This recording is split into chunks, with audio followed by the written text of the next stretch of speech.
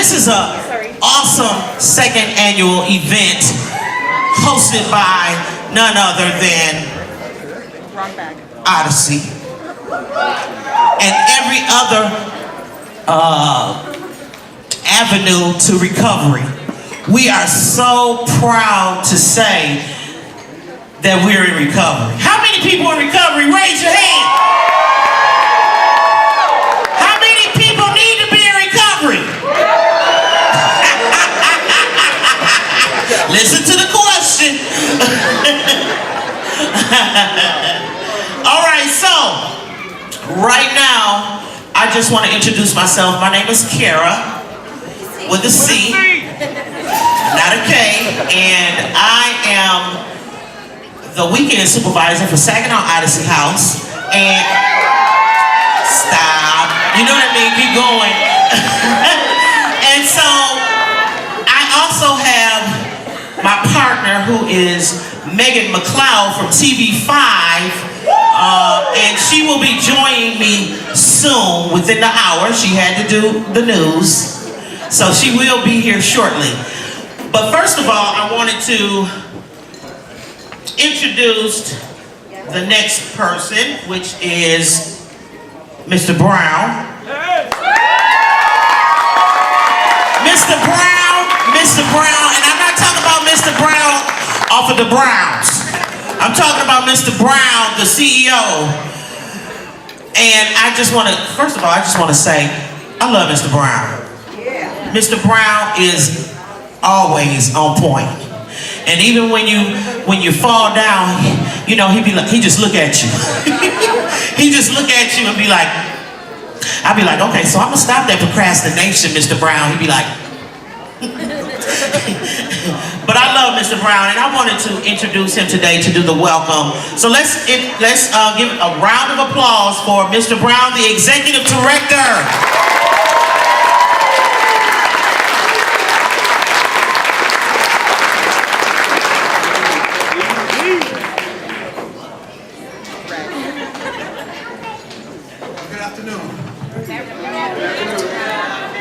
Before I welcome you, I just want to make a note and say, I want to say some thank yous to some folks. First of all, I'd like to thank the Michigan Department of Health and Human Services, their Behavioral Health and Developmental Disabilities Administration, Recovery-Oriented System of Care, for providing funding for this event. We first did this event last year in Flint. It was a real struggle. It turned out wonderful. It was so good.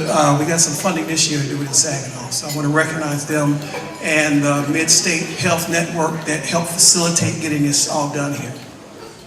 Also, I'd like to thank Kara and Megan for, doing this again. For us, Kara.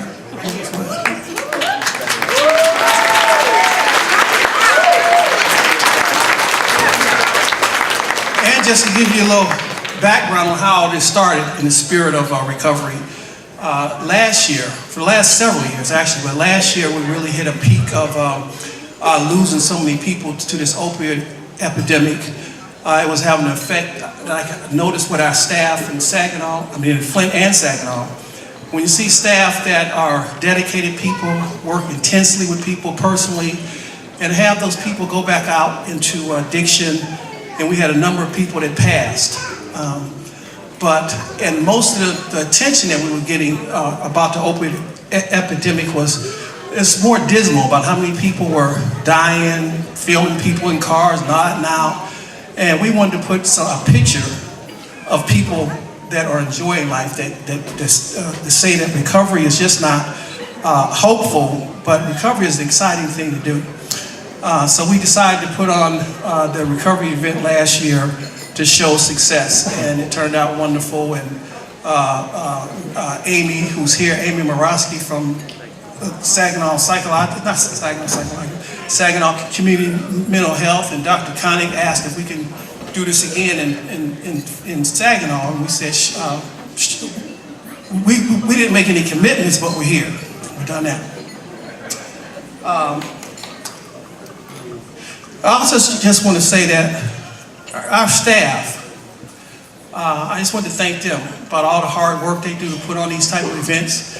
They do all this in conjunction with the hard work they do every day. Getting people out of the madness. Earlier this week, I noticed a poster in Flint coming off of 475 and Robert T. Longway. It's a huge poster, billboard, outdoor billboard that says in big, huge letters, "Another life saved." And it shows two people embraced. And it says Hurley Heart Center. And I looked at that poster and I just related it to what we do every day. I envisioned that poster to say, Odyssey House, another life saved. Sacred Heart, another life saved.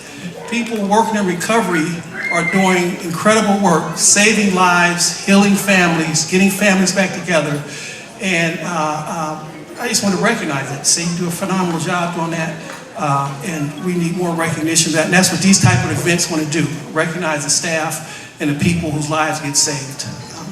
So I just want to say thank you for the staff.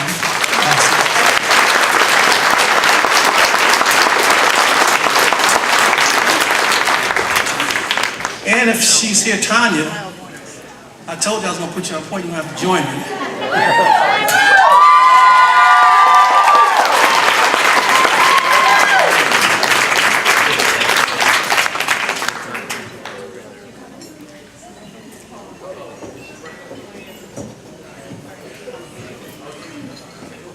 She's going to have to share responsibility with me. She spearheaded and put all this together. This is Tanya Evans, the director for Saginaw.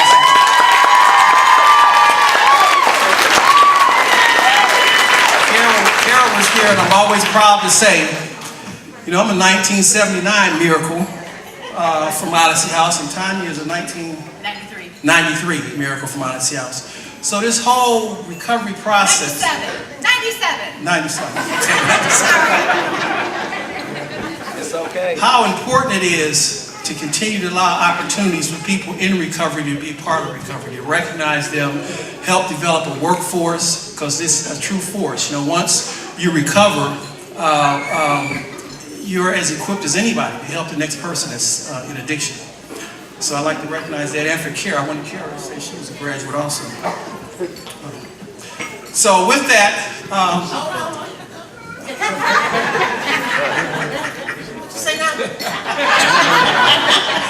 with that, I would say, on behalf of our board of directors and the staff, I want to welcome all of you all to our second annual event for recovery. And it's one more recognition I wanted to make, sort of impromptu. Just to give you a little background, Odyssey House started in Flint in 1972. It was Rubicon Odyssey House. It grew to go to Detroit in 1989. No, not 1989. I got myself confused here. It's 72 and went to Detroit in 1976. It was Rubicon Odyssey House up until 1987, and the agency closed. It was really without funding. The staff hadn't been paid for weeks, and it just kind of crashed. And we wanted to save it in Flint, and all the staff sort of jumped ship. There was one staff person that said, "I'm going to stick with you." And her name is Belinda Gary, and she's now our board president. I want to recognize that with her. That was 31 years ago. She was the first support. Yes, she's here. Would you please stand, Gwen?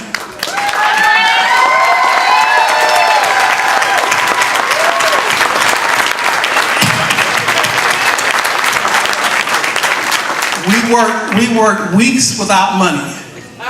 We hustled food every day. We washed cars every day to feed and pay the bills. And Gwen was right there with us, working her second job. So she's instrumental to us still being here today. And our staff, Gwen, I'll tell you, still carry those same kind of values. We all need to get paid, but they go above and beyond to keep the mission going. So I want to recognize her. So with that, on behalf of the board of directors, the staff, and all the residents of Odyssey House, Saginaw, Flint, Port Huron, we welcome you to this second event and hope you stay and enjoy the whole show.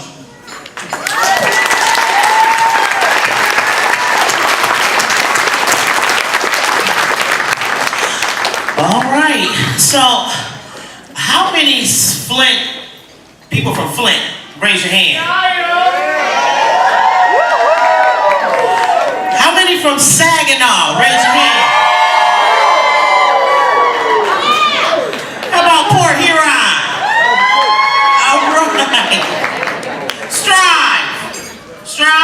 Flint Strive? All right. I just wanted to touch what Mr. Brown was saying. When I was little, growing up, and it was the Rubicon Haunted House. And how many from Flint remember the haunted house? They scared us to death. And Mr. Brown shared with me once when I came through the program, and he was like, yeah, that was us. That was us scaring y'all. And grabbing my leg and everything else, making me scared. But he shared with me that was another avenue of keeping the residential treatment going, correct? And I just wanted to recognize that. So, we have some people behind me, and if this is the Odyssey House CO vignette. And what the CO stands for, the letter CO, is candidate out. It's a lot of us, when we come to Odyssey, we are a CI. CI means candidate in. So you're a candidate to get into the community of Odyssey. You go all the way through the program, and you make it to who? Candidate out. Candidate out. These are some of the candidate outs, and they are doing a vignette. Let's give it up for them.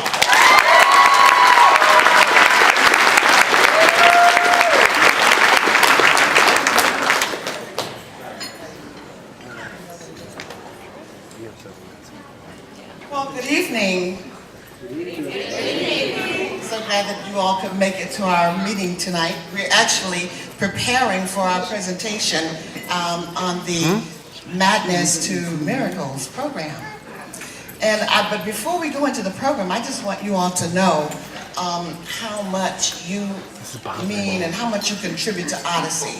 I think each of you should be honored tonight because you are doing a job. It's your job to make sure that those people who come as candidates in do make it through their treatment program, as each of you have done. And as we sit here on this stage, we're looking at maybe 40 years of sobriety just within these candidates out. They have prepared themselves by conquering their addiction, and they're getting ready to go into the real world. But my job is to help facilitate that. So what I'd like to know from you first is, what are some of your struggles that you are facing as candidates out? What are some of your fears? What are your obstacles? How do you see you progressing to that point where you are facing life on life's terms, as Carol likes to say? So what do you think, Charles? Well, my best thinking is what got me here. And I know that if I want to go out and live life on life's terms, I probably should not rely on my thinking. Open confrontation, that's what saved me. Because I always thought that I was right all the time, but it kept getting me where I didn't want to be. Once I surrendered and plugged myself in, look at me. I'm good, okay. Amber.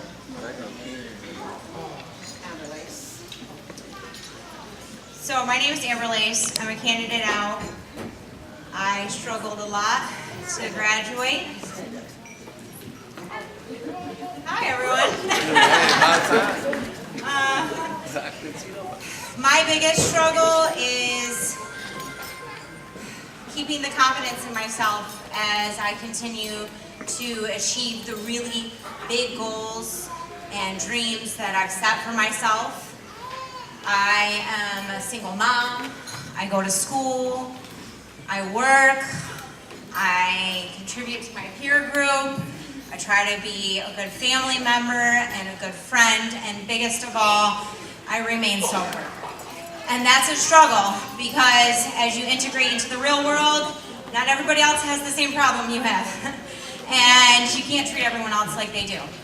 And you have to learn how to cope appropriately and not act out and be okay with that. But find an avenue to be able to release your stress and be productive. And I feel like that's a really big reason why I stay sober. I highly invest in my recreational time. I find thrilling things to do because otherwise doing drugs will look real good in a minute. So I do things like rock climbing. I like to go and zip lining. I just do whatever sounds fun and exciting, and I just go. And something like this is exciting too. It's a rush to just sit on the stage, to dress up, to be with all my peers. I don't get to see them all that often. We all grew up and had our own lives, and that's a struggle too, because we're not as close as I think we'd all like to be.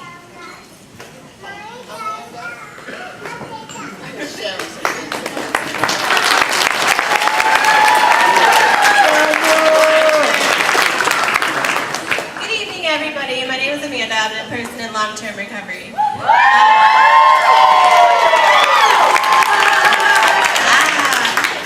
So anyways, what that means to me is I'm in recovery from substances, but I'm also in recovery from a lot of other things. I'm in recovery from a mental health diagnosis, which that is one of probably my biggest struggles that I've had as being a CO is I've had depression issues, and I couldn't put anything on it. So I had to learn how to deal and how to reach out to my peers and how to let somebody know when I was hurting. And that's what's been working for me so far. So I'm glad to see everybody here. Thank you.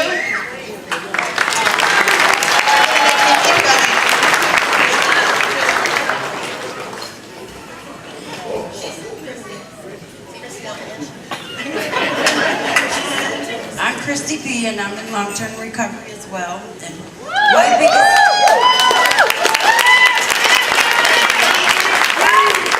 my biggest struggle was learning how to be a parent, and I still struggle with consistency and following through with my kids, but I'm working on it.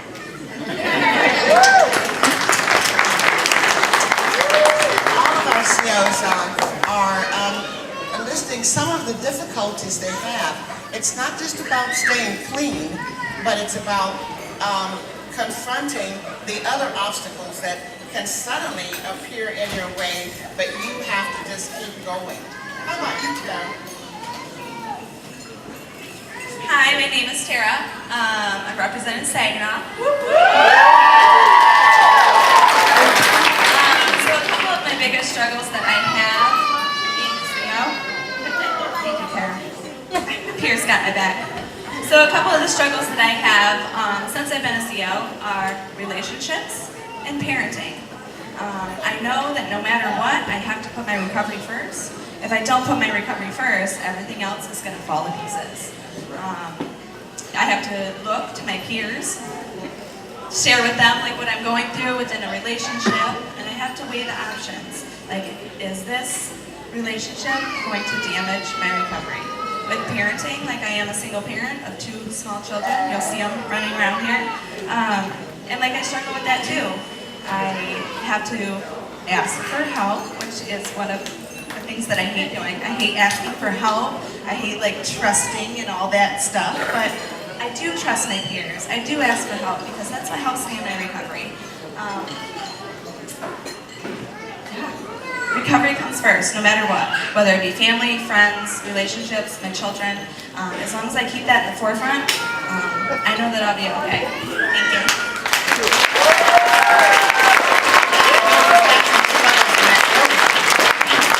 Sean? Yes, hi. My name is Rashawn Jones. I know recovery is really ongoing. You know, I understand through my addiction, I did anything necessary through my addiction. Why can't I do anything? You know, so that's what keeps me going. And my family also, got to keep a balance inside myself. You know, keep going. Thank you. Sean is a new father, and he's putting it together, taking on that responsibility of being a husband and father to his children, and just stepping up, and that's really great. How about you, Terrence? I know you've had some of the same issues. Hi, I'm Terrence. Candidate out. Some of my struggles is taking on too much at one time.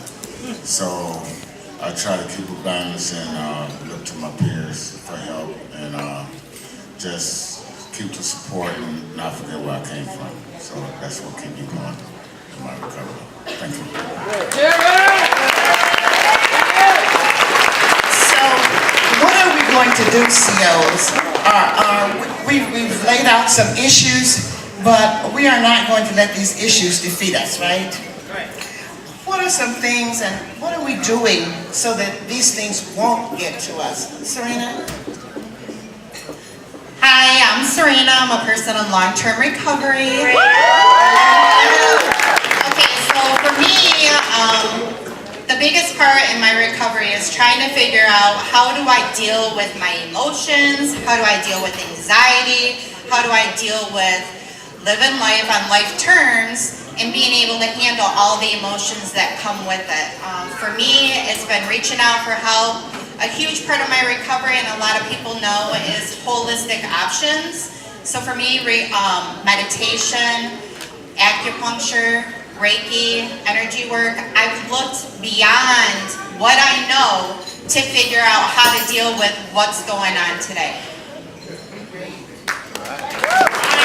Now, I am just really pleased to hear from you as COs, and as I said, my job is going to be to help you get to where you want to go. And with the determination that you've shown so far, I don't see anything stopping us. But we've got to make sure that we are together, that we support each other, that we feel each other's pains and sorrows. As Ron was saying, we lost a couple of our members just recently to overdoses, and that's just a signal to us that we've got to get closer, that we've got to be a little bit more concerned with each other, tighten up our group, and so that it's not just about me, but it's about everybody here. Is that agreeable? Anybody else have just the last thing you want to say before we close out this session?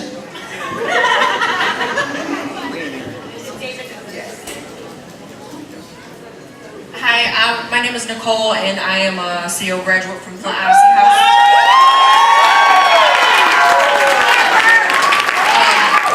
And besides what all my peers said, which is all very true, I know one thing that keeps me going is just when you're in recovery, you have to learn how to be honest with yourself and honest with the people around you, no matter how ugly it looks. So just remember that the days are going to be hard. You can get through them. Life is going to be ugly, but it's brighter on the other side, and you just have to remember life gets better. It's not always about rainbows and butterflies just because you're in sobriety. You have to learn how to be honest, speak openly, and be able to receive the confrontation or criticism, whether it's good or bad. I want to thank you all for coming and for sharing. This was not rehearsed. This was just something that I felt we needed to do so that you know the job it is in recovery. And these are people that want to be where you are. Next year, we hope to be honoring some of them for their accomplishments in recovery. Thank you very much. Let's give them all a hand.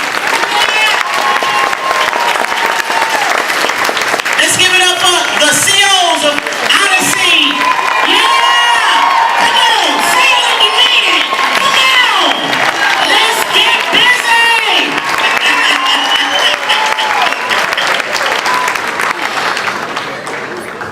Okay. All right. Man, it is a beautiful thing to see people standing strong in what we believe in recovery. You know, it's It's more than a notion to stay sober. It's more than a notion. But I'm in love with my recovery today. I'm in love with him. It's a him. It's a him. I'm in love with my recovery today. All right. So, I think we need to get rid of these chairs. Let me get some help real fast. So while they get done with these chairs, taking them down, I just want to say something to the COs that was not here. Some of them have made it to SAP.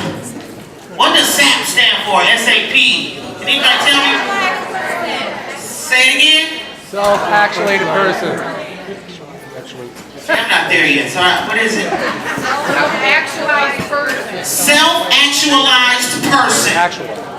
Correct? So I'm looking forward to getting to that part. You know, and once you pass CO, that's the part that you get to. That's what I'm looking forward to. I'm just gonna keep my recovery first. All right. So right now we have the eagle and the lion. Let me just share a little bit about these. The lion and the eagle. The lion and the eagle has a couple of A and B selection. The first selection is Keys to the Kingdom. Now, Keys to the Kingdom is promoting having the love of God in your life every day, and you will eventually have the keys to the kingdom. Can anybody relate? Okay, so that's the song that they're gonna do. Can we give it up for the lion and the eagle?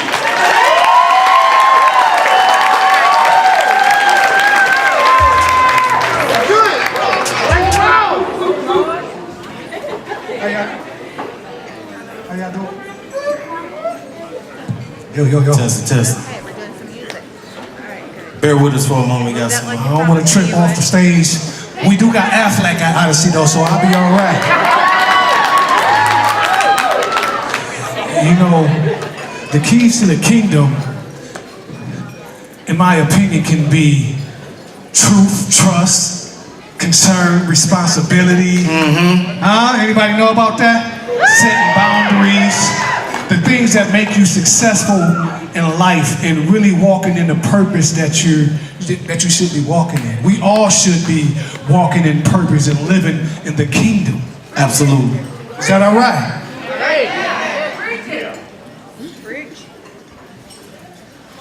My name is Shantae Smith, aka Chemist the Skywalker. It's your boy Antoine Brown, aka the Lion. It's only because I'm a little stockier, that's all. Right, and I'm kind of... But together we are the eagle and the lion. Eagle and the lion. And we represent... Why did we choose that name? Why did we choose that name? You tell me. We chose the eagle and the lion because there are two out of several of God's mightiest animals. The eagle covers the air. An eagle can get about as tall as me and Shantae and pick up a 2 or 3 year old child.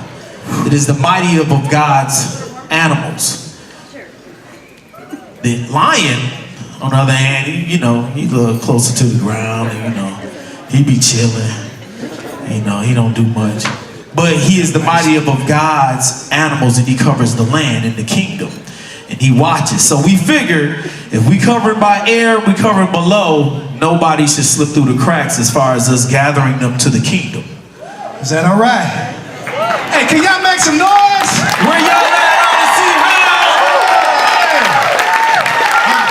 I'm gonna tell you, I didn't change my life up to sit around and be bored and quiet. I changed my life up so I can really live and I can really enjoy and experience what God got from me. So just because you're in recovery, you're supposed to be partying harder in life today. Come on. Yeah, make some noise. When I say free, you say recovery. Free. Act like like it. That's the keys to the kingdom right there. Recovery. All right, you can go ahead. We ready now. Skywalker. Turn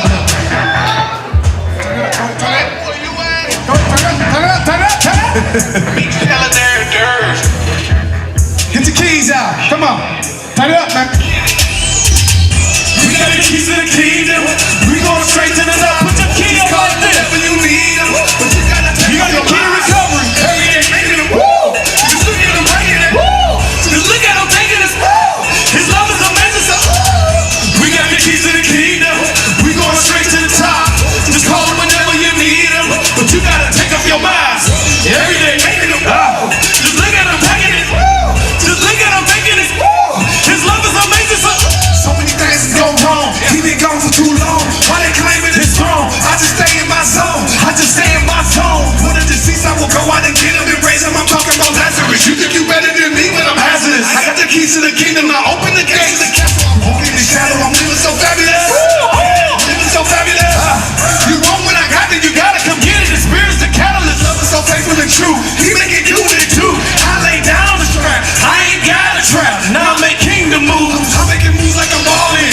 Texting the bell like I'm hauling. Come on. You got a problem, just call him. Yeah. You want to race, but you stalling. I'm taking off in the pedestal. Skywalker, no medical. Who in the world is a gate open? Cause Lord Stud is deceptive. If you want to know everything that's the devil stole, we want the back, we ain't asking for. Packing the cross in the back of the Look at him like I'm a I'm just trying to be me. I'm just trying to be free. Break up the hands and I'm key. I just had to come see. And that's just how it's gonna be. How it's gonna be. We got the keys to the kingdom. Come on, y'all. We going straight to the top. Just follow whenever you need them. But you gotta take up your minds. Every day making them. Just look at him taking it. Just look at him taking it. His love is amazing. So you got the keys to the kingdom. You going straight to the top. Just call him whenever you need them. But you gotta take up your minds. Every day making them. Just look at him breaking it. Just look at him taking it. His love is amazing. Okay. Even if you on the block, waiting for a hickory dock, you need him a lot. Look black and white hands on the clock. Used to be hot, now I'm on fire a lot. Recognize Satan and his intricate plot. Fall right into the trap in the plot. We got the keys to the drop. Follow along and see how we just got above. Problems may come, but we living above. Used to be down in the strip club, looking good, in all the wrong places, but thinking I'm good. Here come the judge, raise him up, feeling inadequate. Incoming, feeling so numb. When will you come to the conclusion that he is the one? I see the issues in spite of the sum. Beating yourself like a Timberland drum. Ain't no spotlight for living that dumb. Even though the kids get the crust and the crumbs, you can be the one, but he the real one. His love is amazing, it's about to go down. Can you become more than the sun? Even the guilty and carrying the tongue. Keep you waiting, he'll take it all from you to the sun. Why would you run? He makes songs and the moves in the sun. Call him when you need him, I bet you he'll come. No matter what the reason.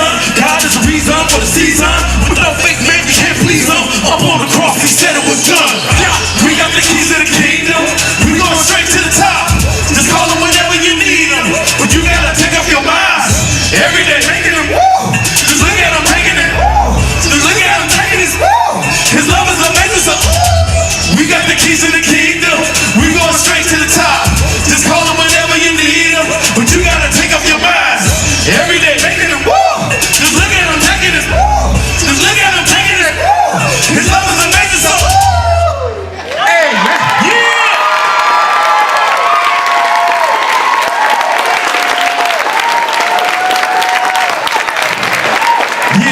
Yeah. Thank you. God bless. Has God ever done anything for you so good that make you go, ooh, ooh? That's what I'm talking about. Amen. I'm serious. That's how good God has been to me in my life. You know, every day I wake up, I'm thankful that God has put me in a place to where I can be successful. I can be a father. I can be a role model, not only to my children, but to other children in the community. Because it takes all of us. A village. It takes all of us. And that's what this organization, this program is trying to do. We're bringing everybody together because we all have to work together to make change. And that's what it takes. We the people. Amen. We shot this video not too long ago, so we're gonna let this play while we do this next song. The single was Emergency, because it is an emergency. It's time for us to take back our lives, our family, our belongings, things that we lost that the cankerworms ate up, and we're gonna proclaim victory. Is anybody in the house? Anybody in the house?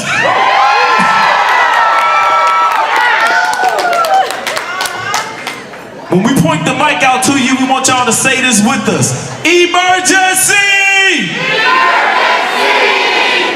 Oh, they ready. They ready. We ain't got to pump the primer. Okay, right. They came already with the spirit.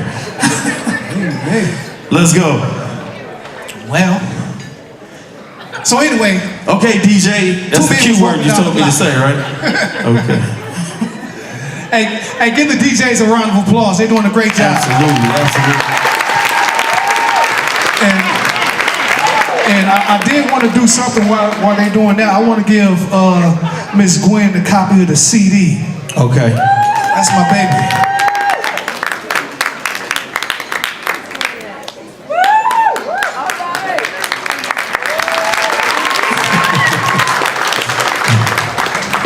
Man, y'all look beautiful out there. Don't they? Odyssey House, Saginaw, Port Huron, everybody that's involved, y'all look beautiful tonight. Give yourselves a round of applause as we go into this. Hey!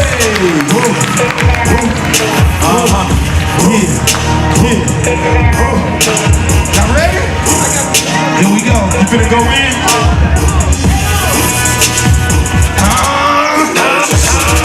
I put my life on the line. Okay. It really ain't nothing for me.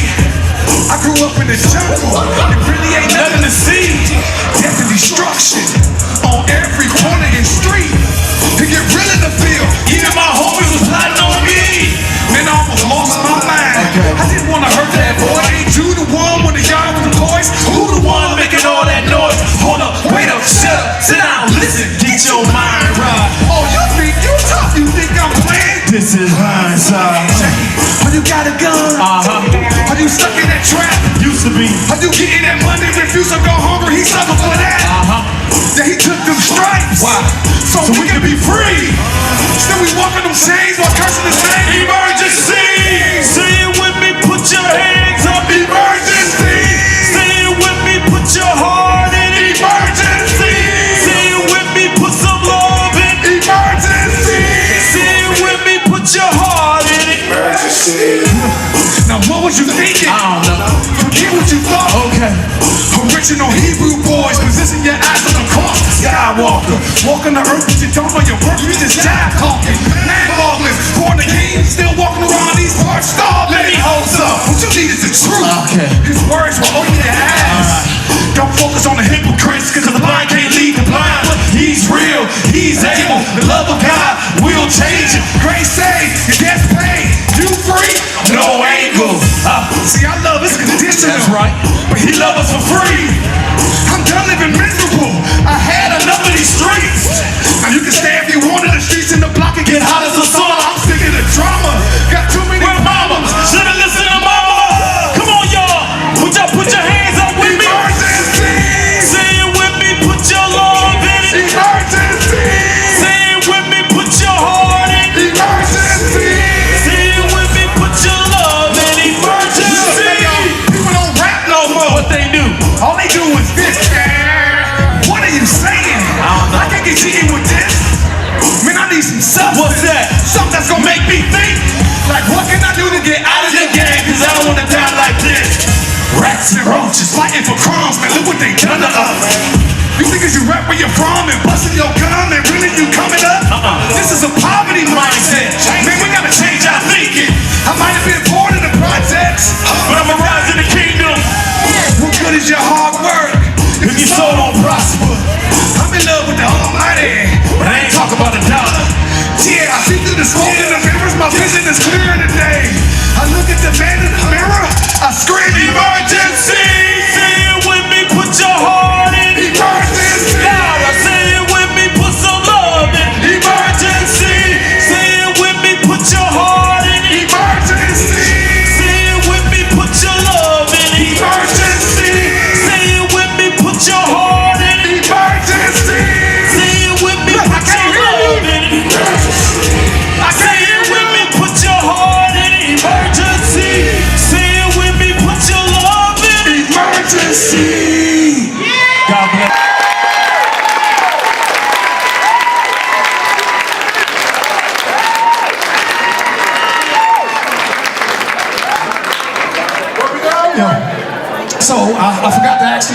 introduce myself. I am the co-ed director of the Flint Odyssey House mid-residential program. My brother Antoine, I'm about to say Antoine Pack. AKA Pack, the package. I'm a counselor at Odyssey House. Where the men's group at? Where the men's group at? Hey! How you doing? All right, all right. So if you enjoy the music, we will have CDs out back. But if you want to stay in touch with us, you can tune into Lazarus Music Inc. on all your social media sites. Thank you. That's Lazarus Music Inc. Carol with a C, where you at? I'm out of breath. Thank you. So, come here for a second. Come on, you two. You stand right here, you stand right here. That's a directive. I just wanted to acknowledge these two fellas right here. These two fellas go over and beyond at FOH. They are counselors. I know you heard him say it, but they are case managers. They are counselors helping the males succeed in recovery. These two fellas right here, they go, come on, can I give it? Can y'all give it up? Stand right here. I said stand right here, Mr. Smith. Let's give it up for these two fellas. I'm telling you, they go over and beyond for the men in the program. And it takes some humility to continue to inspire, motivate, uplift, encourage men. Men, let me hear you say men. It's a difficult obstacle, but these two fellas right here, to them, it's an emergency. It has to be done. These men are children's fathers. These fathers need to learn how to stay clean for their children, for their sons coming up. And these two fellas right here, they are part of the process. So I just wanted to recognize these two fellas right here. They the bomb.com. And not only that, stand up and be still. Stand up and be still. Not only that, they rappers. And you know what? They push spirituality. You know, it says not lean to your own understanding, but your understanding of a higher being. That's what they stand for as well. I'm just keeping it 100. So I just wanted to give them their kudos. I think y'all can walk away now.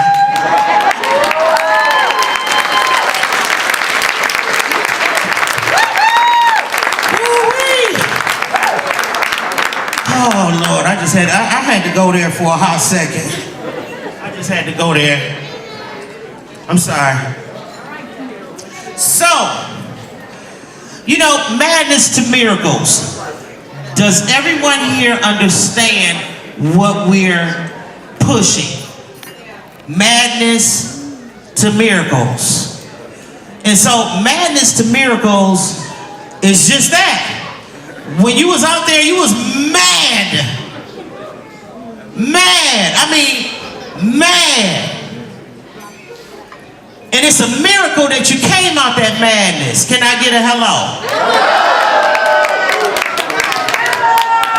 And so we are here to, it kind of reminds me of the Grammys, this whole event. And so we're going to introduce, we're going to put up first video, correct? We're going to put up the first video of the first person that is receiving an award of the excellent walk through her journey in recovery. We want to look at her video first. And I need everybody to pay attention. My name is Lauren Stanton. I am 29 years old. started using crack cocaine at age 14.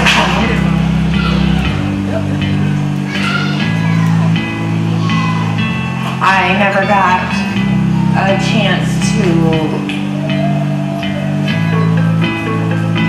give myself any opportunity because I dropped out of school in 9th grade. I never had a credit card. I never had completed anything in my life. I lived all over Florida. I lived all over. I went wherever I wanted to go all the time. I didn't have any responsibility. I just did whatever I wanted to do and didn't care who I hurt in the way.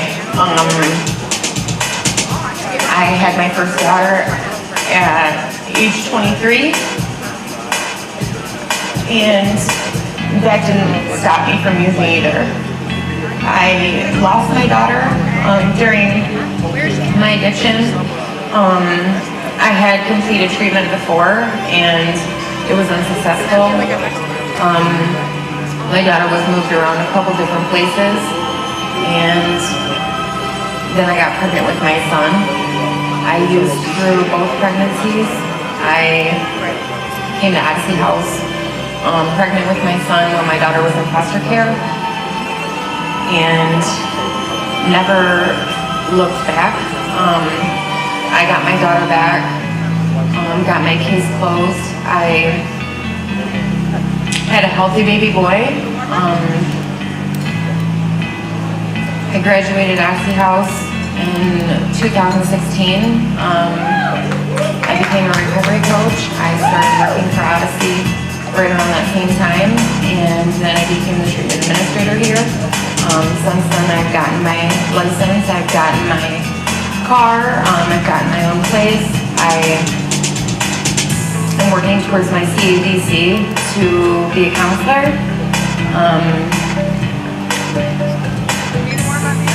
And I've gotten some responsibility that I'm able to maintain and happiness that I've never found before. I want to own a home. I want to be able to help other people see that there's a way out of addiction. I want to be able to be a good friend, a good mother, a good daughter, a good sister, stay trustworthy, and do whatever it takes to succeed. Anything is possible. There's hope, and it's not as hard as you think it might be. It's just not.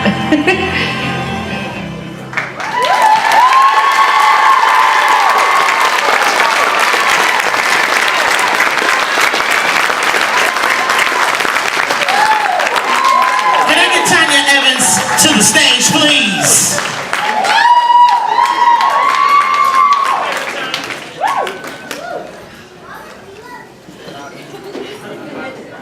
Let's give it up one more time for Tanya Evans.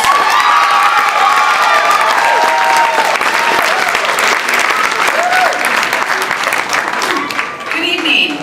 Good evening. So this is the first time for me with a microphone. It's real with a microphone, let me tell you that. So tonight I have the honor the privilege to present this award to Lauren Stanton. So Lauren is approaching 3 years clean, October 2nd actually. So I've had the privilege to watch Lauren grow from day one. And day one for Lauren, she circled around the building a few times before she decided to walk in the door. But when she walked in the door, it's been her persistence and her determination that has kept her going. Strengths that she didn't even know that she had. But I've watched Lauren become reunited with her daughter. I watched Lauren give birth to her second child. I watched Lauren get her driver's license for the first time ever. I watched Lauren buy her very first car. I watched Lauren move into her own house with her family. I watched Lauren approach her education, going back to school and doing that. I watched watch Lauren get her first certificate as a professional. She was so excited. This is what is exciting for me in my job and gives me hope is Lauren comes to me regularly, like, Miss Tanya, look what I got. And it's her first certificate for attending a professional conference or a training. Becoming a certified recovery coach, like all of these things. When she got her car for the first time, the thing broke down in a couple days. Like, I never had to deal with this, Miss Tanya. I don't even know what to do. And you know, but those things are joys. Like they continue to give me hope and inspiration watching people grow through these things. And it's just awesome. I couldn't be more privileged to be able to present this, Lauren, to you, this award to you, Lauren. Please come on up.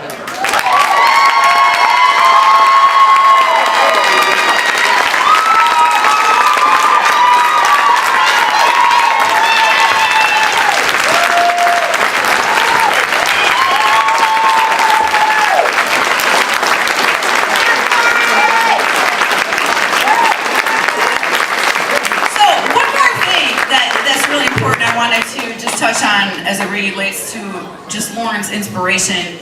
So just Lauren's journey in and of itself, all these things that she started tackling and overcoming shown the way to some of her family members to get on their own journey of recovery just by doing it. And Lauren wasn't like knocking at their door, hunting them down. Like, she just started doing it and they started reaching out to her, and that is true hope right there. So congratulations, Lauren.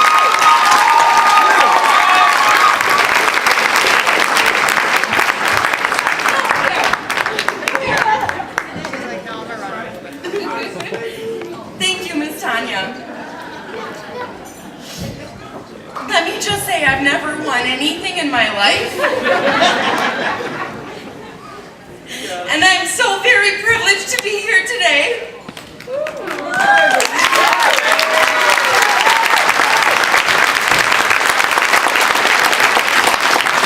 It is a hard program. And once I started, I wasn't stopping, because once I got some commitment, I was sticking with it. And these babies need me. And I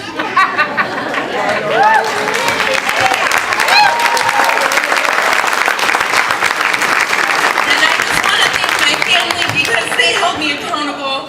And my sister was the one that called CPS and had my kid removed, because she knew that I wasn't able to take care of her. And I thank her so much for that today. I thank her so much for that.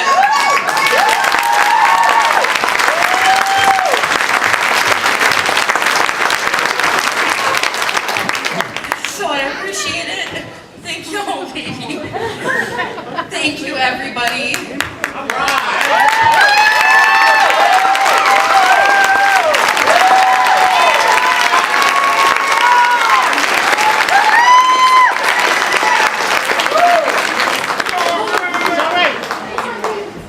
Come on, Sean. Come on. Kira, give me a hug. Hey, let me just say one quick thing about me and Lauren. I took Lauren's phone call when she called. And she was like, I'm in the hotel, but I need to come. And, she was in her madness. She said, I'm expecting a baby. I said, what did I ask you? Look around. I said, look around. Are you really where you want to be? And what did you say? Absolutely not. And then she said, but I'm not coming today. And she came a couple of days later, but I just wanted to say that, we reminisce about that quite often, about when she made that phone call. And you got an award. Kudos. Our next award will be given by David Kaiser.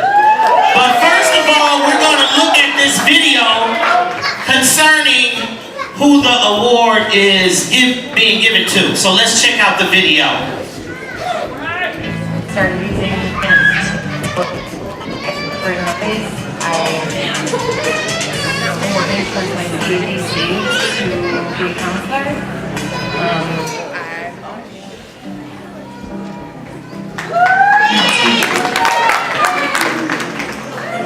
probably one of the most caring, compassionate people I've ever met. He's the type of peer you call at any time of the day, and he'll come and save the day, or if he can help out in any way he can, he will. He's very motivated in what he's doing. He's probably my best friend. He's old enough to be my dad. Very motivated, like I said. He goes to school full time, goes to work full time. He's got his own place now. He's got his license back. I look up to Steve. He's definitely my role model. My name is Stephen Ulrich. I came into treatment at the Flint Odyssey House on April 30th, 2014. I've been struggling with alcoholism my entire adult life, and back in the spring of 2014, I was in a very dark place, being taken to early hospital after I was found unresponsive, suffering from acute alcohol poisoning.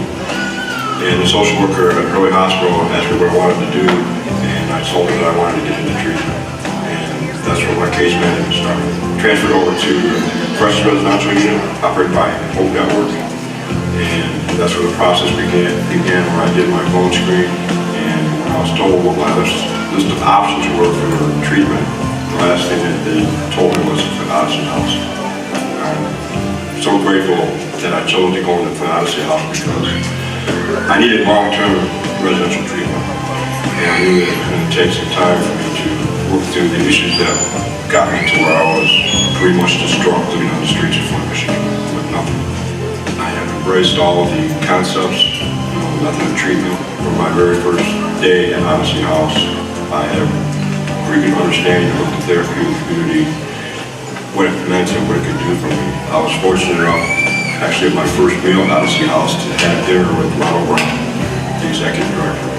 And at the time I didn't know who he was. I didn't find out until later in the evening. But I know that later that night when I was actually laying in the bed, I was reflecting on the fact that I had just had dinner with the executive director. And it was my perception that Mr. Brown cared about me and he was concerned about me. That was instrumental in really giving me a good idea of what could be, the help that was going to be offered to me at Flint Odyssey House. I continue to utilize all the tools that I learned at Flint Odyssey House, and I'm setting goals now, going to college. I've rebuilt relationships with my families, my father, my brothers. This year coming up, I hope to bring my fiance to the United States from the Philippines. That's my next major goal that I'm going to be working towards in the coming year. I face my future unafraid. Because of all the things that I've been able to work on since entering treatment, now I know that I have a better idea what my sense of purpose is.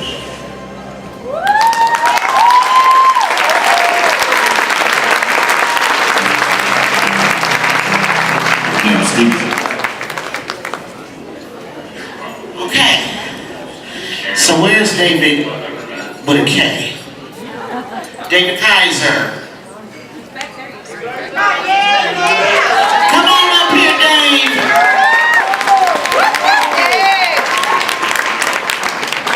Dave is a CO. He is also my peer. And I want you to give this award out like you really mean it.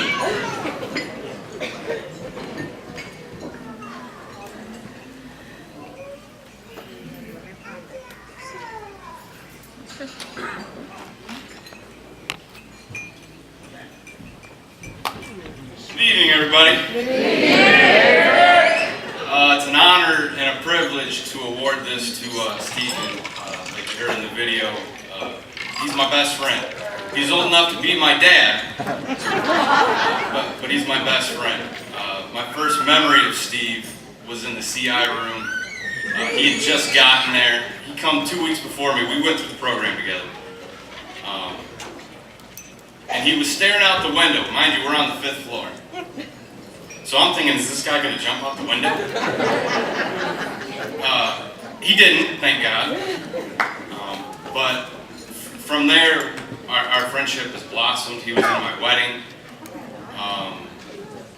He's a compassionate, wonderful person. He's motivated. He's compassionate. I just can't say enough about the guy. So where's he at? Because he's gonna come up here, right? And you guys are probably gonna have to kick him off. I don't know if you guys seen how many cuts were in that video, but it was probably 20 minutes long. We call Steve Junior Baby Randall. I don't know if Randall's here. Come on up, Steve. Where are you at?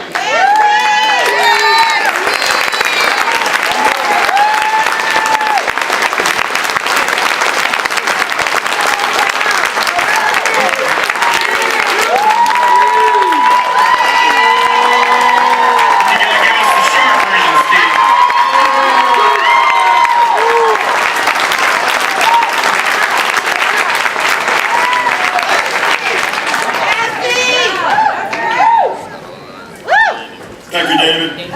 Yeah, wonderful introduction. Yeah, it did have to edit my video. Not that bad. Not that bad. It wasn't that bad. And yes, I am older than David. That they don't call me the silver snail for nothing. But I'm very honored that I was given this award tonight. I took an opportunity earlier today. I pulled out my CO proposal, and I was looking at what my 5-year plan was in my CO proposal, and I'm right on track. And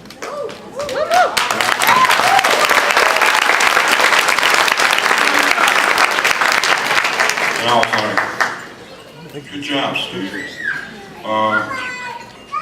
Yeah, there are struggles that we still deal with every day. The COs, candidate outs. Me personally, my day-to-day struggles are my perfectionism, my procrastination. I struggle with time management. You know, those of us that work at Odyssey House, we're very busy, and sometimes it's tough to manage school and work. But unfortunately, my father wasn't able to be here today. He's going through some health issues right now. And for anyone that's sitting in this room right now, and you're dealing with self-doubt, and you're feeling a little overwhelmed about the process that you embarked on, this process of recovery, I want to encourage you to do what I did when I came through the doors of Odyssey House. Like I said in the video, my very first night there, I had just a chance encounter with Mr. Brown. He was down there eating dinner one night, and I happened to sit next to him. And he's been one of my role models ever since that day, back on April 30th, 2014. And one of the strengths of the Odyssey House program is that there are people that have come before me and have done what I've been, the process that I've gone through. And to have the support and the encouragement of people that have a good understanding of what it is that you're dealing with, I can't put into words how much that means to me. Now, back when I was still active in my addiction, my mom passed away while I was in New Pass back in 2003. And the guilt that I felt over that situation kept me drunk for almost another 10 years. And when I decided to move back to Michigan from Louisiana with the intention of getting sober, it was because I didn't want to have my dad pass away, and I hadn't done anything to repair that relationship. That was one of my main motivating things. It was still pre-contemplation, when you think about the stages of change. And I'm happy to report now that I've been able to rebuild that relationship, and that every day when I talk to my father, after he tells me he loves me, he always adds on how proud he is of me. And I'll tell you what, my recovery is the most important thing in my life. I live a recovery-based life. I do. And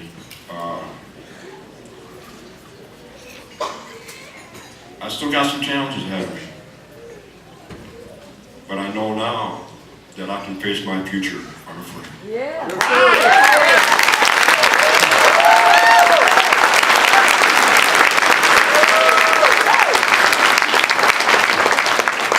And the reason that I can do that, ladies and gentlemen, is because of what I've learned at Odyssey House. The concepts that I learned. I know within myself, deep in my heart, that the plan that I have for my future makes sense. It makes sense. And so, thank you very much.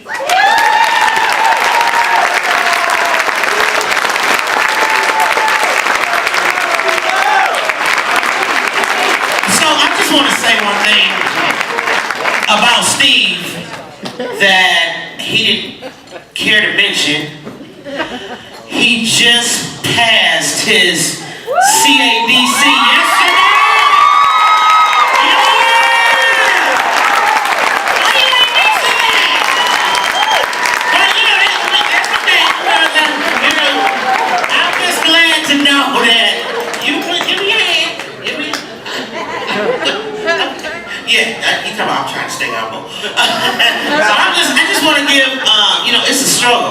to get this far and pass the CABC as well, and I'm so proud of you.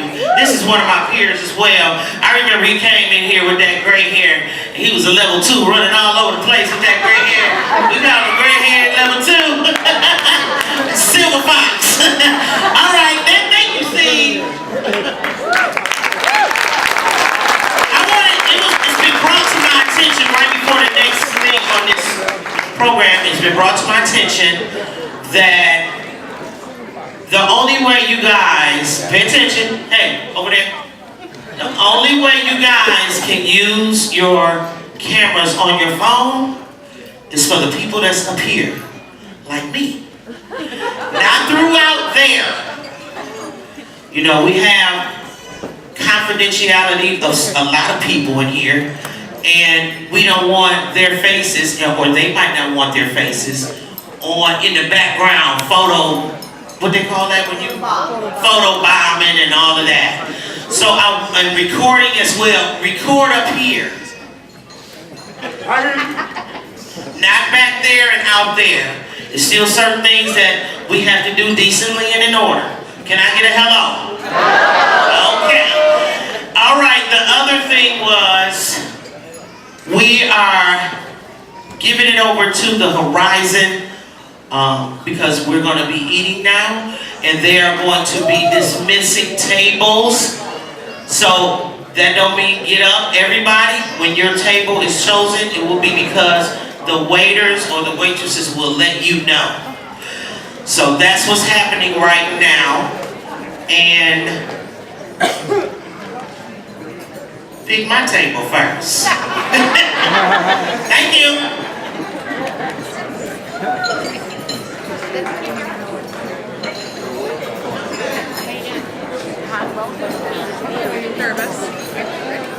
Towards the end. Don't go over the club.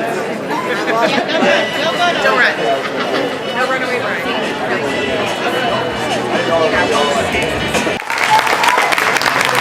So she was with me at the first annual, and now she's with me again. She had to go and do the news before she came here, and I will have her for the rest of the night.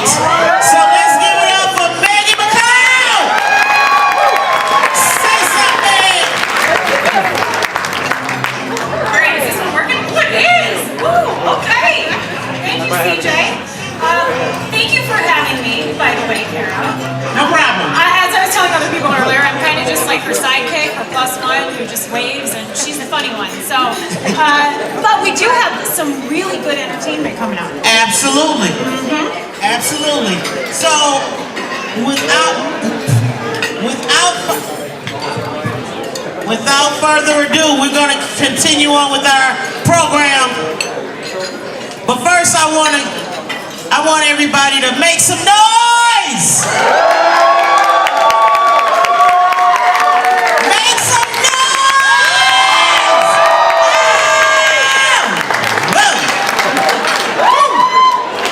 All right, man, you do the honors of the next one. Okay, if you guys were with us last year, you guys already know this is a fabulous, fabulous group. We are lucky to have them once again this year. Give it up for the Fly City Glamorettes. All right! Yeah!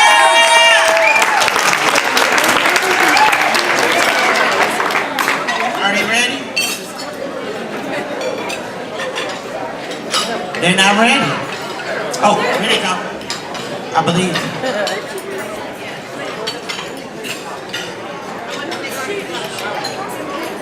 So did you guys enjoy that food?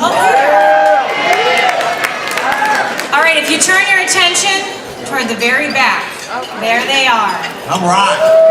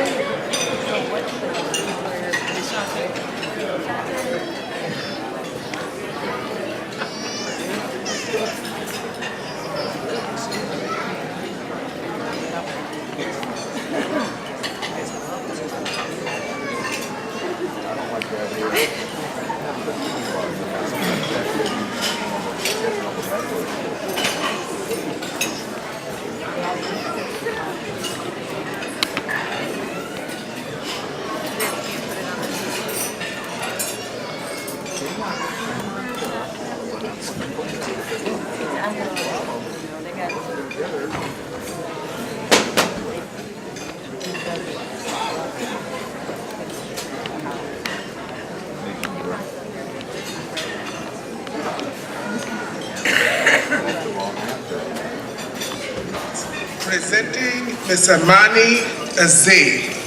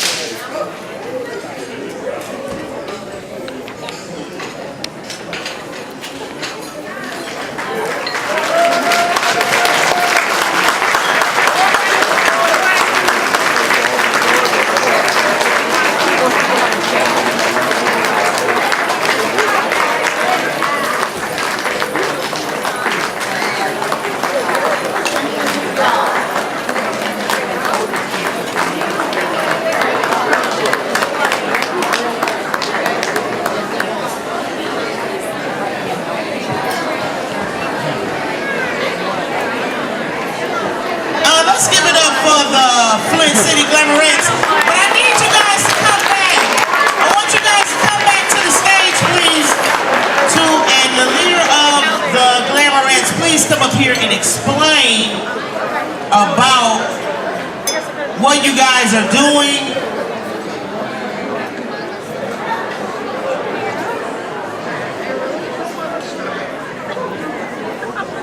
The Flint City Glamorettes chose to be over there versus the stage, and I wanted to acknowledge them by coming up here and talking a little bit about what it is and what they did and what it stands for. Please, let's give it up for them one more time. Good evening. My name is Shanika McBride. I am the president, founder, and CEO of the Flint City Glamorettes. I work with these young ladies out of the kindness of my heart. When I got the phone call to do this event for Mr. Brown once again, I couldn't say no. You know, they have helped us come a long way in this event. Madness to miracles. We live in the city of Flint. Yes, we do strive and we go through trials and tribulations every day, but there is good things and positive things to come of the city. And I choose to be one of the ones that dedicate my time to these young ladies on a regular basis. I take the time out to provide, you know, give these young ladies something to look forward to on a regular basis rather than the negativity 24/7 we have going on in our city. I have ages 4 to 17. These babies range from age to 4 to 17. We are looking for sponsors currently. We don't turn them down, as well as I don't turn any dancers down as well. If there's any ladies that would like to join my dance team, there's no tryouts, not at all. I'll give every young lady that wants to be a part of my team, I allow them a chance to be a part.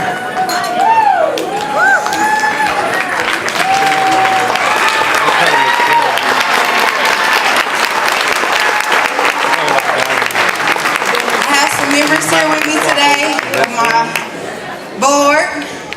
This is my president, Danina.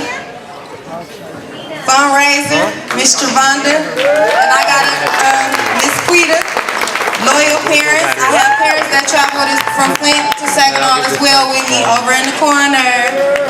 Yes, so we are all proud of our young ladies as well as the city of Flint. Thank you, Mr. Brown. Where are you? There you are. Mr. Smith, thank you as well. First of all honor goes to Mr. Brown. He found us when we were outside practicing in the field on Flushing Road. So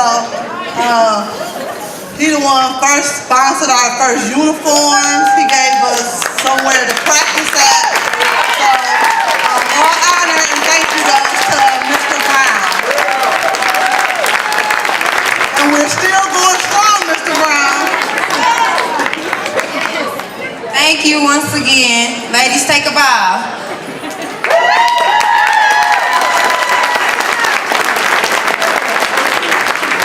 I just want to recognize each and every lady, young lady, as they walk back down. I want you to come up here and say your name. Come on.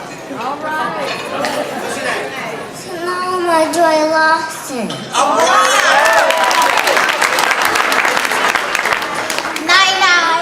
All right. Melody. Akisi. Kivaria. That is my Glam Tots group. Those babies are ages 4 to 8 currently.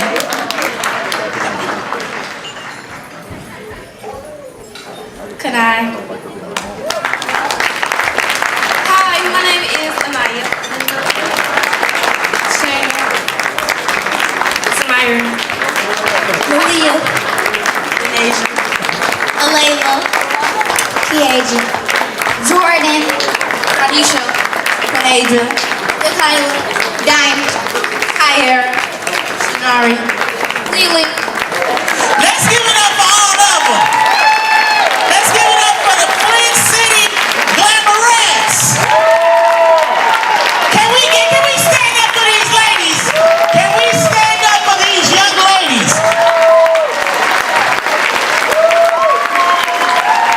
These ladies are our future.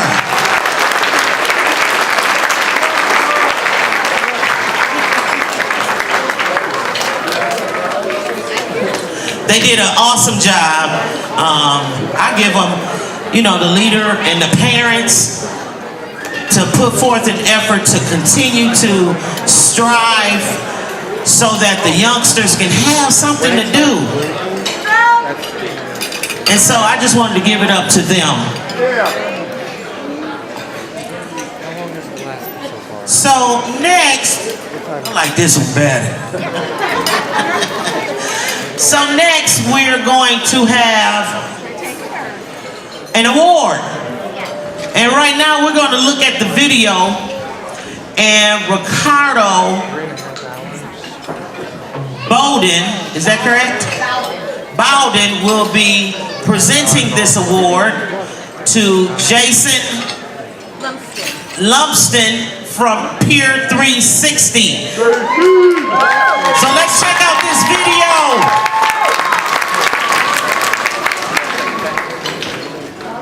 My name is Jason Lumsden. Before I went into recovery, overdose on heroin.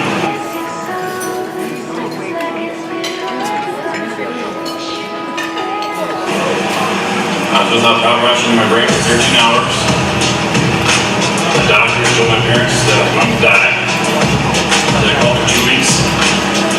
And I finally woke up.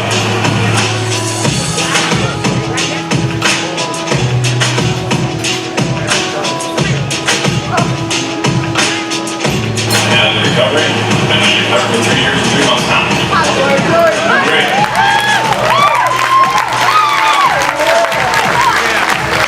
I got my recovery coach training, I got the certificate, recovery coach now.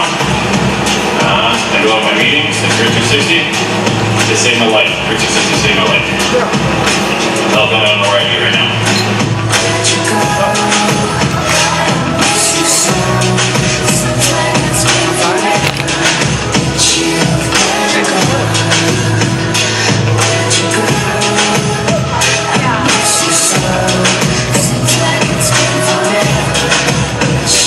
Over life. He helps me my son back. I got more time with him because I lost a bunch. My ex-wife got full custody of him. And now I'm getting time to come back. More time here with mom. All right, Jay.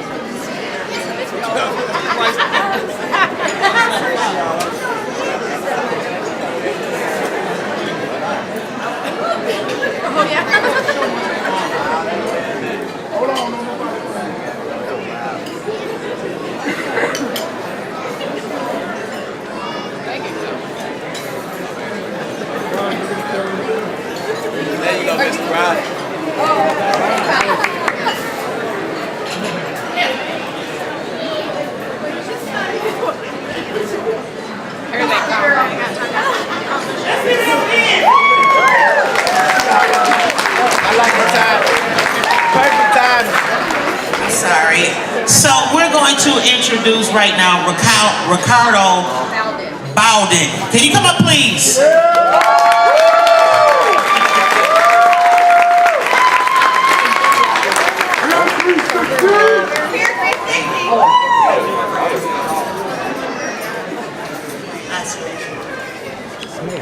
Okay. Good afternoon. Good evening. Good evening. First of all, my name is Ricardo Bowden. I'm a person in long-term recovery. Yes, sir. What that means to me is I just very recently celebrated 21 consecutive years without any substances in my body. More importantly, though, that freedom has allowed me to do is become a useful and productive person in society and be in a position, so fortunately, be able to support and help other folk. And the other part of that is how wonderful it is to be still long enough to watch other people in inner recovery fight for their lives and get better. Recovery is about ongoing wellness, and it's a fight. And I have been so blessed to witness Jason and his fight. Literally, when I first met Jason, he could not talk. He could barely walk. I recall him sitting across from me because at the desk, and he couldn't get his words out, so all he could do was just pound on the table out of so much frustration. But he's been locked in. Locked in. Yeah. Man. Or never going back the way he came from. You know, recovery, the journey is about us working together, but it's also very solitary. When you got goals you want to reach, you got to go out there and you got to make it happen. And Jason has made it happen. He went on walks when he couldn't hardly walk to get his mobility back. He practiced how to talking again by reading readings when he could barely read. I recall sitting across the table because he couldn't talk much when we played spades together.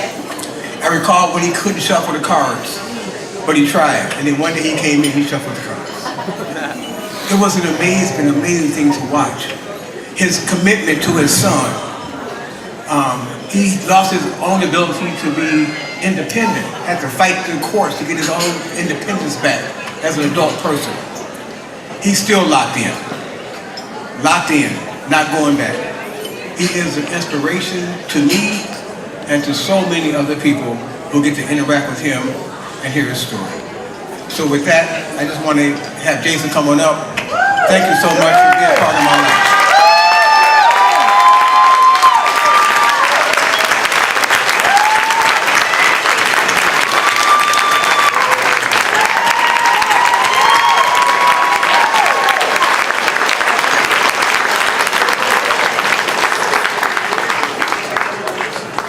man right here saved my life.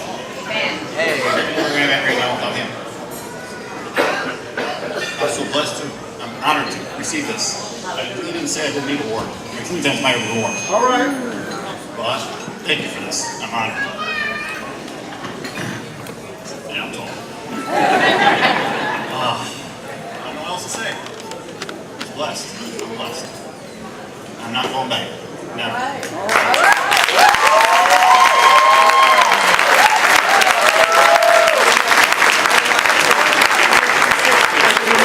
Ricardo, could you please come back up for me?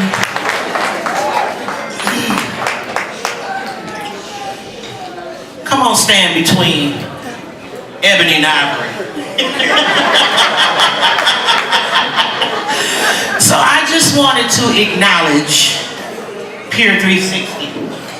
Pier 360 for, helping us. They were part of this committee. They put their best foot forward and helped us organizing this whole event. And I don't want to, ignore the fact that you guys have put so much effort into making this happen. And I wanted to acknowledge you and your team for helping us make this possible. So we just want to say thank you for Pier 360 and Ricardo. Let's give it up!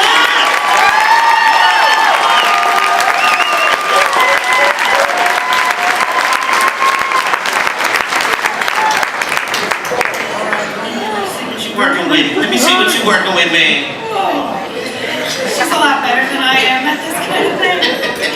All right, so next up we have Robin Cowan and Nevin Simons. We're going to be presenting an award to Lindsay Longton, the Flint Odyssey House Outpatient Service.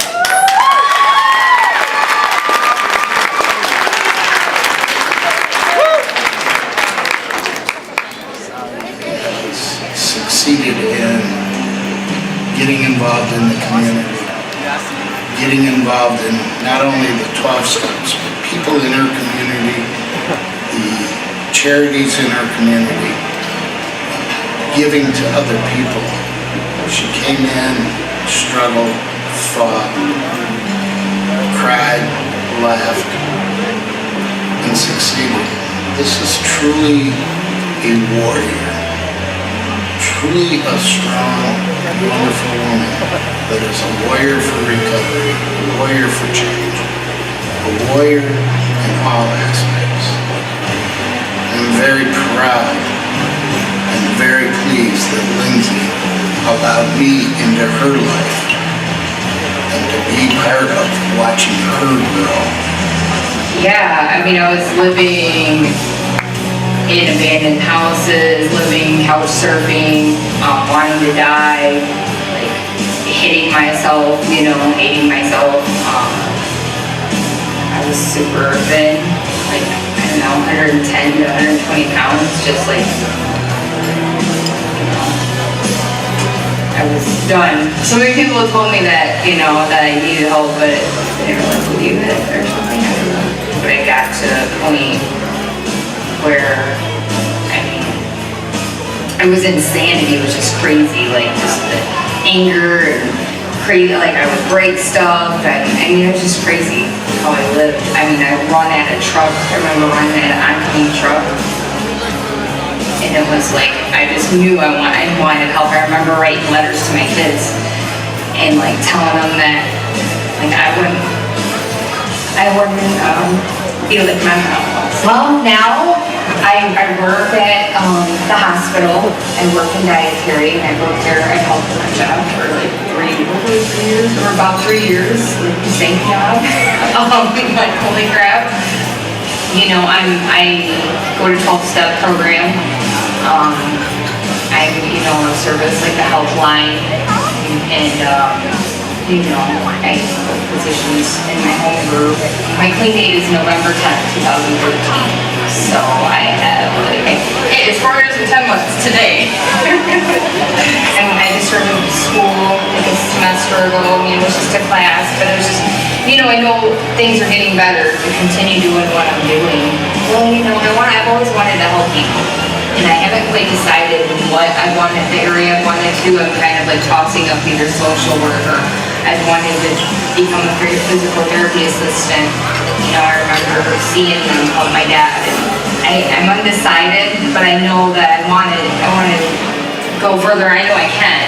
I mean, just recently, like, there was some, you know, miracles that happened there. I know they were, like, I was able to go to Florida and go to a world convention. I'd never even been to a convention. I was able to see my family members and my sister I hadn't seen since she was 10, she's 21 due to my addiction, you know what I mean? And that was just being able to rent a car for my first time. And those are things that, you know, go on a vacation and actually like get a hotel room on the beach, and I was able to, you know, like I'm building credit again, and so like I have a car loan, I was able to, you know, and I'm paying on it, and so I'm building my credit, you know, those things are like, you know, things that, I mean, it can only get better, it's getting better.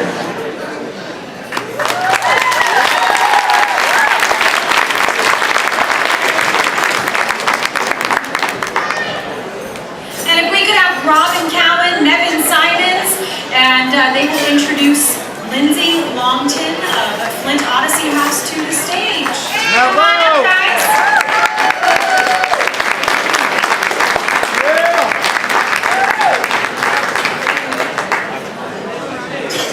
Good evening.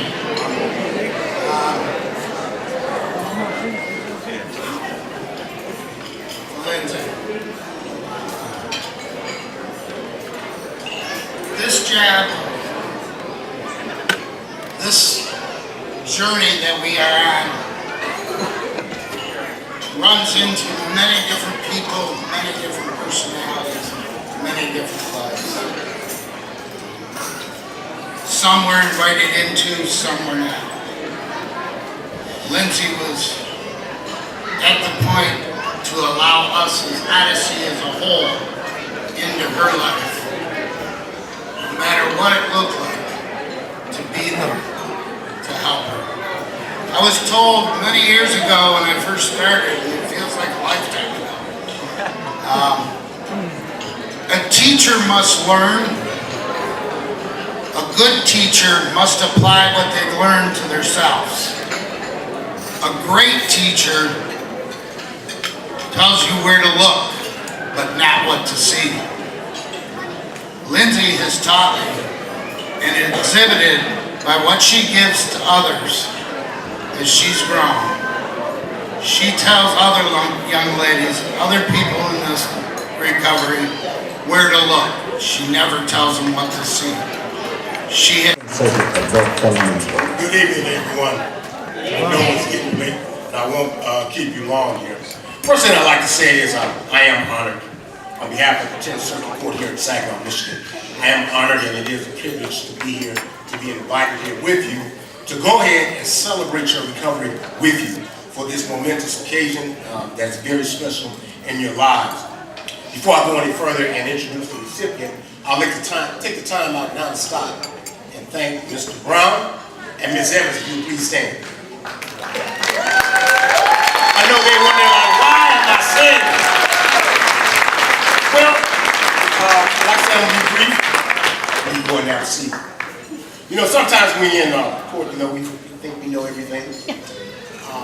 I would like to thank them because they opened their arms up to us and welcomed us into their society and into their village. And along the way, we had many obstacles, bumps, and bruises, and I appreciate their guidance and their knowledge. I don't take it for granted, and I really appreciate everything that you've done for us. I want you to know that, and I also want your staff to know that. It's too many to name, and Kyra, I thank you, appreciate it. I've called them on many occasions, asking for some input, and I really appreciate the feedback that you're giving. But without further ado, I want to go ahead and introduce my next recipient, Mr. Brown. I met him about 4 years ago. At the time I met Mr. Brown, there's a couple of things I could say. As he stated, he'd been out in the streets of Saginaw for about 25 years, at least 25 years. And he's right, he was well known throughout the city. When I met and spoke with Mr. Brown, there's a couple of things you need to understand. Mr. Brown, like so many, was bent, but he was not broken. He was frustrated, tired, confused, but not hopeless. He was looking for a way out, and all he wanted was an opportunity. As he stated in the film, while he was in custody or incarcerated, he lost his mother, his house had burned down, and he had became estranged from his daughter. But I remember meeting and talking to him, and one of the things he said was, "Mr. J, I ain't going back. I'm going to do this, and I'm going to honor my mother. I want to show her that I can do this." And what you have to understand about Mr. Brown is he's rather soft-spoken. He has a certain swagger about him, which kind of laid back. But he was very passionate about what he was doing, and he was committed to his own recovery. And I just want to say thank you, and I appreciate it. As you heard already, that he has an apartment now, he's working, and he's giving back to the community that supported him. And I really appreciate that, because through RCO, where he is working, we have a tendency to send guys there, and all the mentoring that I hear, some of the words that come back to me about what Mr. Brown is doing. I thank him for donating his time, and I thank him for the respect, and I thank him for the fight that he's given. And I encourage him to continue to fight. Mr. Brown.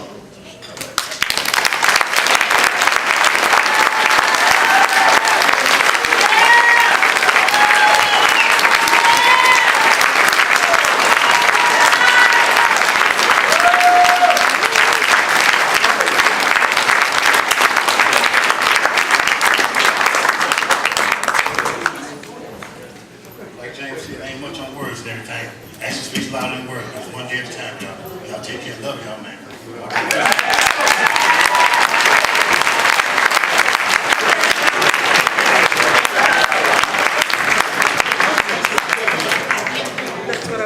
All right, one more award before the Clean Time Countdown. Can we get Miss Amy Morosky, where are ya, to the stage so she can introduce the next recipient, Miss Chanel Booth. There she is, all righty. Come on up here, Amy. My name is Chanel Booth, and I'm a person in long-term recovery. What that means to me is that I haven't had a drink or a drug since December 19th of 2014. I entered recovery back in 2010, went to my first meeting in a treatment center, and have struggled in and out of recovery for several years until I've now been able to hold and sustain my recovery. Part of my story is definitely having co-occurring conditions with substance use disorder and mental health struggles. My mental health has been a struggle for me since the beginning of my recovery, and it's very important for me to have my mental health on track in order to maintain my recovery.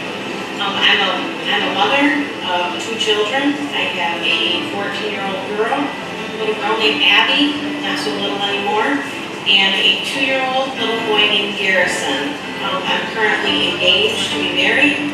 I'm going to get married on May 18th of 2018. Really excited about that.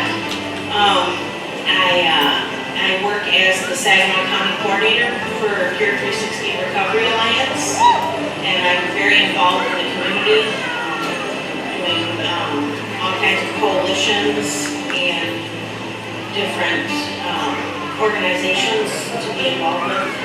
My heart belongs to Cure 360 Recovery Alliance.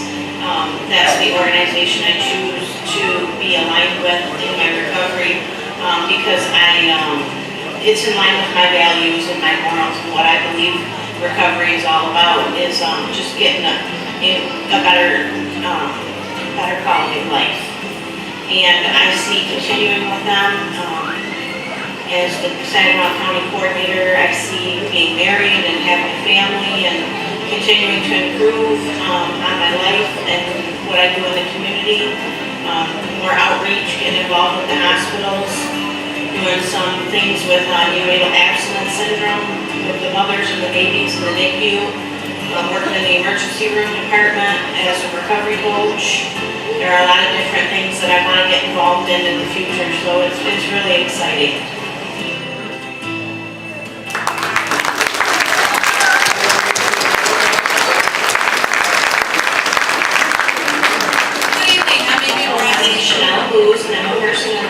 Saginaw County Community Mental Health Authority, and I have the pleasure to introduce Chanel Booth. Chanel is an ordinary person with an extra extraordinary story. Her descent into addiction began as a young teen by drinking alcohol and smoking marijuana. In young adulthood, she developed a dependence to anti-anxiety medication and diet pills, and she also continued to drink. She now soon graduated nursing school and began her career. After having surgery, she received her first experience with IV pain medication. This is where her addiction to narcotics began. Her life started to spiral into a life of hurt and despair. In October 2010, she was accused of diverting medication on the job. She entered substance abuse treatment, and she would have periods of clean time and relapse again and again. In 2013, her use had escalated and became suicidal in nature. Due to the progression of her disease, she had to surrender her nursing license. Later that year, she met the man that would become her fiancé and her supporter. In 2014, she became pregnant. She became sober and clean with the help of medicated assisted treatment, but abstinence was her goal, which she achieved in December 2015.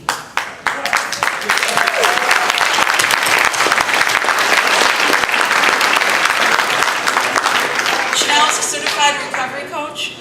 With her enthusiasm and willingness to promote community values and her compassion for recovery is evidenced by the support she gives back to her community. She is a sponsor of 3 young women. In fact, I believe they're all 3 here tonight. She is a member of the Saginaw County Opiate Task Force and Great Start Collaborative. She is an angel for the Hope Not Handcuffs program through Families Against Narcotics. Additionally, she provides groups at Emmaus House and Health Source. She participates in the 12-step community. She is the Saginaw County Coordinator for Peer 360 Community Alliance, providing her expertise and support to the recovery community. She most recently became a member of the Neonatal Abstinence Project through Saginaw County Community Mental Health, providing her expertise and venues to NAS. She is a proud mother of Abby 14 and Garrison 3. In May 2019, she will again begin a new venue in her life. She will marry her supportive partner, Gary.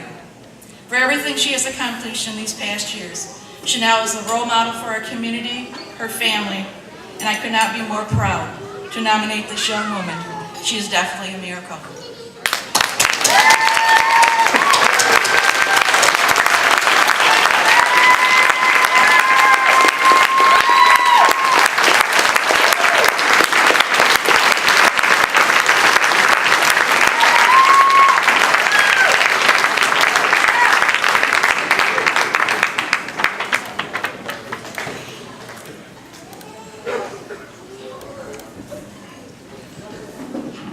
I'm really short.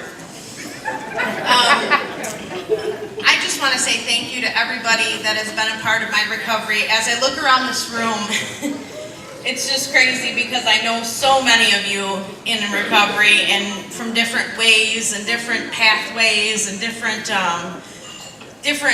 modes of recovery. And it's been such a blessing, the journey that I've been on. I struggled a lot, and I have some really supportive people here with me tonight. My parents can't be here with me. My mom just passed away on the 4th of July of this year. She would have loved to have been here. She would have been very proud of me. But I have my other 2 mothers here, Kim and Beth, and some other really great support people that have been just critical in my recovery. So I just want to thank everybody, Peer 360 Recovery Alliance, Ricardo, thank you for everything that you do. You're an amazing human being, and I would not be standing on this stage if it wasn't for you, and you know it. So that's all I have, thanks.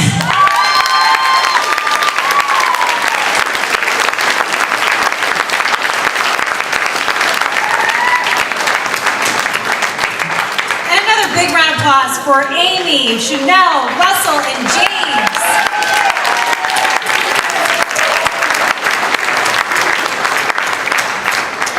All right, how's it going? You look a little shorter than you did before. You know what? You telling all my business. I didn't take off my shoes. My feet was hurting. I get it. Anywho, we need to keep on pushing. We really do. But we cannot ignore the countdown. We just cannot. So I'm asking for Lauren Stanton to the stage, please.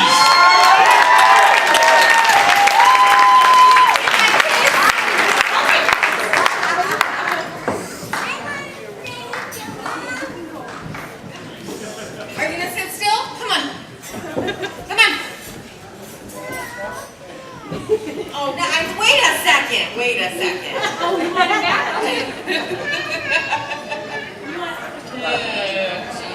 All right, go for it.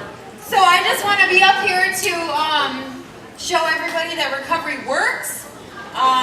We can't do an event like this without a countdown. Right. See? He's not crying because you're pretty. So is there anybody in the room that has 45 to 50 years of clean time? Anybody with 40 to 45 years? Stand up, please.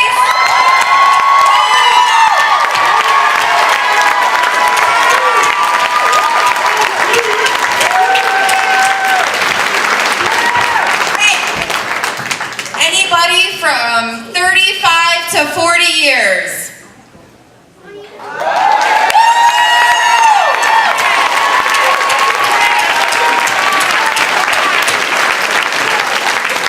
Anyone with 30 to 35 years?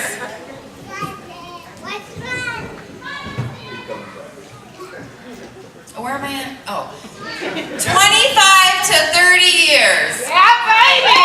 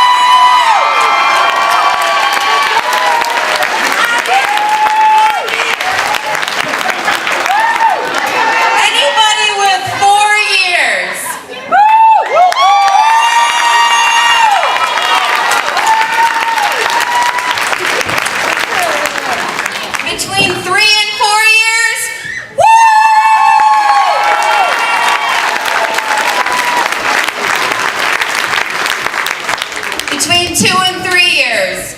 Oh, that's me. Sorry. Between 1 and 2 years. That would be 18 months.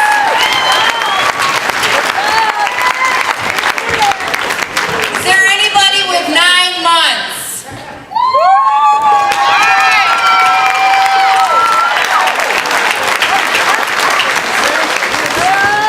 Is there anybody with 6 months?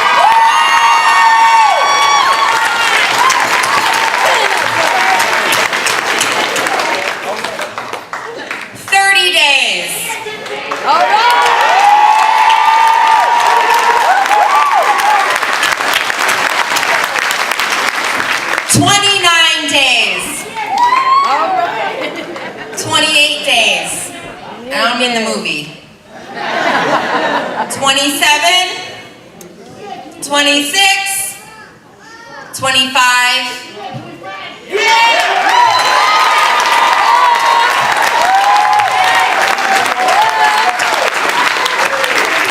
24,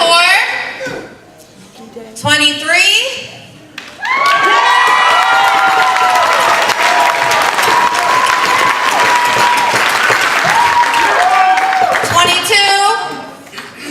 21,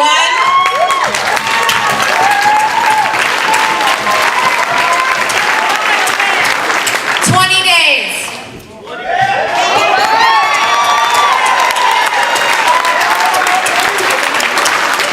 19 days. 18 days.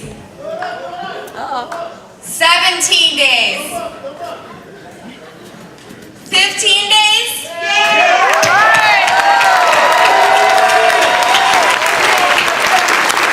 14 days, a whole 2 weeks.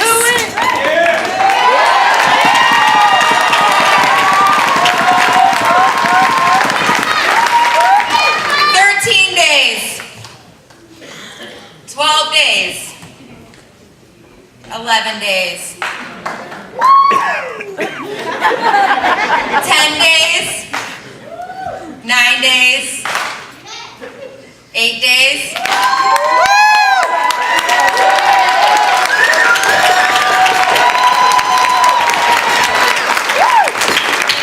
7 days, a whole week.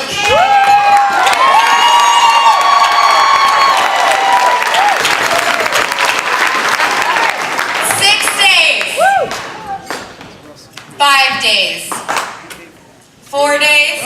Come on now. 3 days. 2 days. Anybody with 1 day? Is there anybody with less than 24 hours?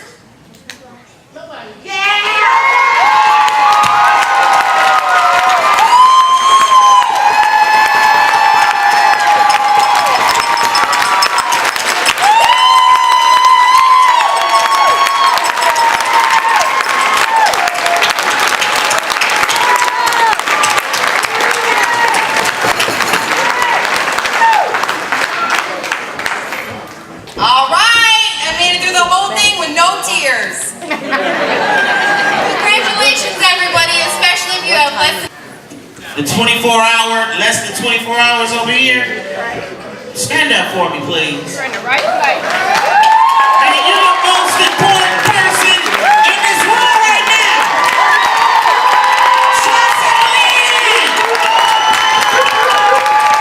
This is the first day of the rest of your life, man. You don't understand. You're gonna learn today. One day at a time. You're in the right place right now. You can do it. Just put your mind to it. I have no doubt that you will succeed. You can sit down. Okay, so next, what we're doing? We're introducing the next award. Okay. Dr. Georgia Koenig? Connick. Dr. Georgia Connick, come on up. And we will also present the video for Deborah Brown of the Saginaw East Side Narcotics Anonymous. All right, let's get it up. Hi, my name is Deborah Brown, and I am a recovering addict. In 1985, I got caught up in crack cocaine. 1989, I just want to say,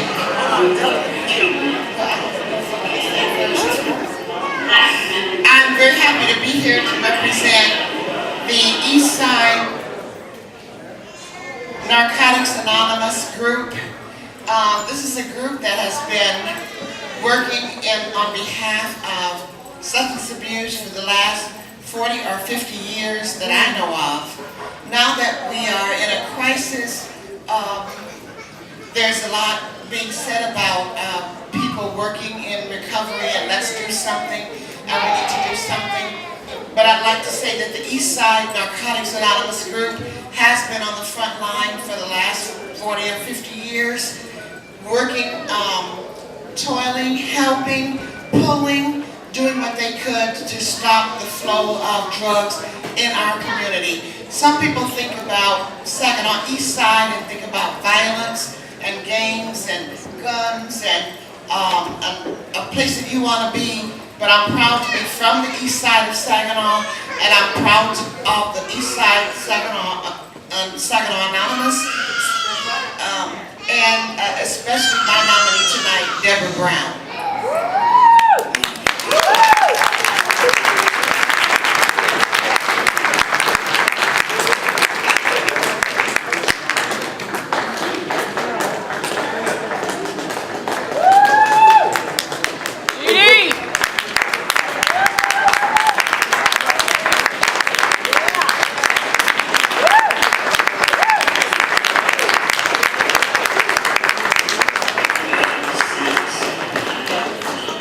Facilitated NA meetings. I started here, and for about 7 to 8 months, I would come in every Saturday, and I would facilitate NA meetings. I would speak with all the women that were here. I gave out my personal phone number. When they were able to call me, and we were able to talk. I have talked to some of them since they have left Odyssey. I've still been in at least 2 of them's life today. And I also do 12-step programs. I continue to go to 12-step programs. I am a sponsor. I have a sponsor. And I do a lot of meetings. I go to AACA and NA, which is Cocaine Anonymous, Alcoholics Anonymous, and Narcotics Anonymous. I attend those meetings on a regular basis. I go to conventions. I have spoken at conventions about recovery. I went to Chicago and I was the main speaker, and I have spoken. I've also put on, it was called March Away from Madness. I was the chairperson of that convention. So I still sacrifice my life to do with recovery, anything that I do with recovery. I have a 7-year-old granddaughter who has never seen me used, I just go to meetings on a regular basis. I just continue to do what's right, because people that don't go to meetings don't know what happened to people that don't go to meetings. They tend to use again. So even after the years that I have into my sobriety, I must maintain it by going to meetings and helping others, giving back what was given so freely to me. My future today is continuing to help others, continuing to reach out to others, and continuing to go to meetings, continuing to come to Odyssey and help out here as much as I can. And it's very important that we, with the sobriety, continue to be with one another and help one another. So in my future, I will continue to do this until the day I die.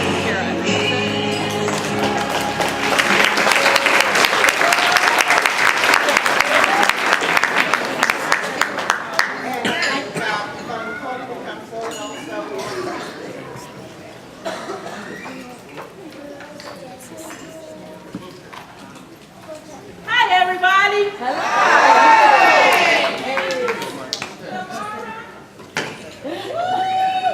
Good job.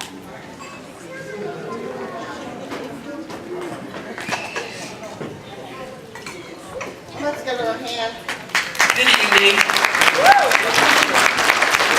I know it's getting late. My name is Yvonne Corley, and I met Dee Dee. We came into the fellowship together. I came in July, she came in August.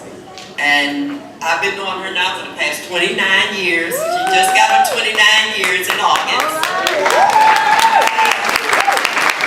And I'd like to say she has been an inspiration to a lot of us. You know, when we both first got here, we didn't have grandchildren. Now we got grandchildren and great-grandchildren. You know, like I say, Dee Dee has done a lot, you know, for the fellowship. And everybody here that Dee Dee has touched their lives, I know a lot of them have left that's in treatment. Would you please stand up? Family and everybody that she has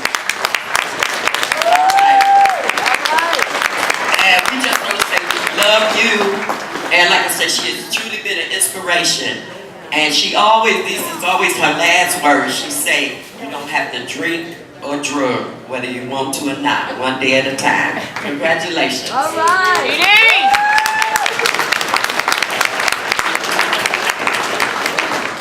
Good evening, everyone. My name just happens to be Dee Dee.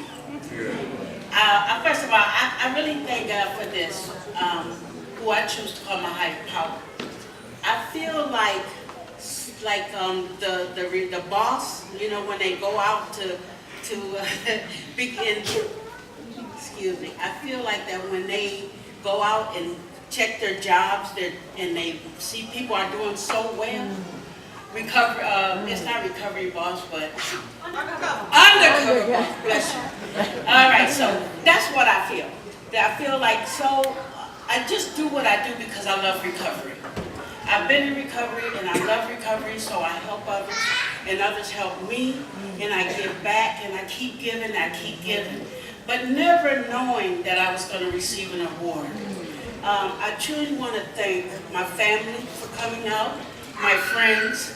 East Side, you in the house. I thank God for my husband. I thank God for all that has happened to me in my recovery. And trust me, there's been a lot. But this is so amazing. It is so amazing. Because you never know that somebody's paying attention to you. Somebody's paying attention. And thank you.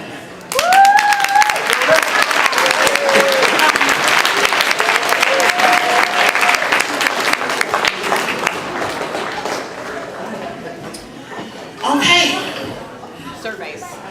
So, I'm turning the page real fast, and we're going to be passing out some surveys about what you guys think about this event. And so some fellas is going, and ladies and gentlemen are going to be walking around passing those out. Would you please fill those out for us so we can see exactly what your thoughts are concerning the Madness to Miracles? And you don't have to sign your name. It's not a grade. You're not going to flunk. And you can just leave them on the table. We'll come back around and pick them up. We'll come back around and pick them up, okay? Thank you so much. With the next situation. Denise Terria. Yeah. Presenting Stephen Hodge. Can you come up, Denise? Oh, this Denise. Come on up here, Denise. Come on up here. I love Denise. Denise is swole up. I'm a recovery coach here at Flint Odyssey House and a recovery housing manager. I nominated Steve Hodge for this award just for the fact how far I've seen him come. I became his coach when he was a 4 and moved into housing. For months, he didn't speak or say a word. That's how shy he was. And I asked his roommates, will he ever talk? I said no. But I needed an intern. And I asked for an intern. And Miss Andrea thought Steve, and I trusted Steve. It'd be great. And he came down to when we were still at 1225. And there you kind of have to talk. And he was given a few job tasks to get on the phone and call clients that have left, see how they're doing, blah, blah, blah. And that kind of made him come out of his shell a little bit. And now he's the treatment administrator for recovery housing. And he runs all the fact finders. He is amazing.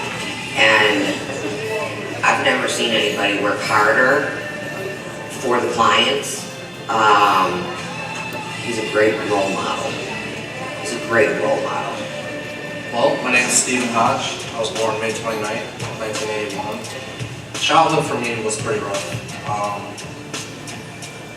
I didn't have many friends. I was a very shy kid. I had a friend who had been to the 30-day programs with me, who was actually, had went through Odyssey. I still kept in contact with her, and she was back then staff. And she recommended Odyssey to me. She didn't tell me much about it. She said it was a hard program, but it was something that she thought I would benefit from.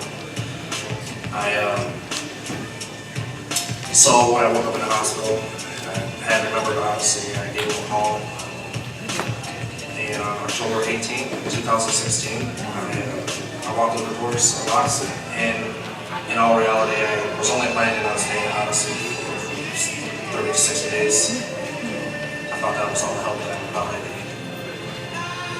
come to find out that wasn't the case. See, I had no problems following the rules when I got to Odyssey. Earlier levels for me wasn't really that challenging. I was able to keep my head down, follow any of the rules that they had. I would say about 5 or 6 months after being at Odyssey that I started to be able to open up to my counselor, Mr. Velez, which was a huge help to me. Getting these things off my chest that I had buried so long ago. Just being able to talk to someone about that stuff really seemed to help me out. Out of nowhere, Miss Denise came to me and she asked me to come meet with her and said there was an opening for an intern with recovery housing. So I jumped right on it. So today, I have a clear direction of where I want to go in life. I have set goals for myself. I have a big part of his life again. I call him every night. I get to communicate with him. To be where I'm at today is something I never expected to have.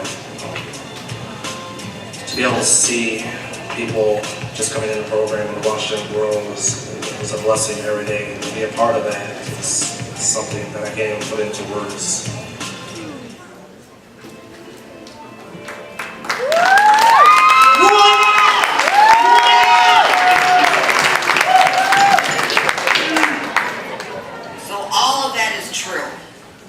My name is Denise and I'm a person in long-term recovery, and what that means to me is on August 10th, I have not used a drug or a drink in 7 years.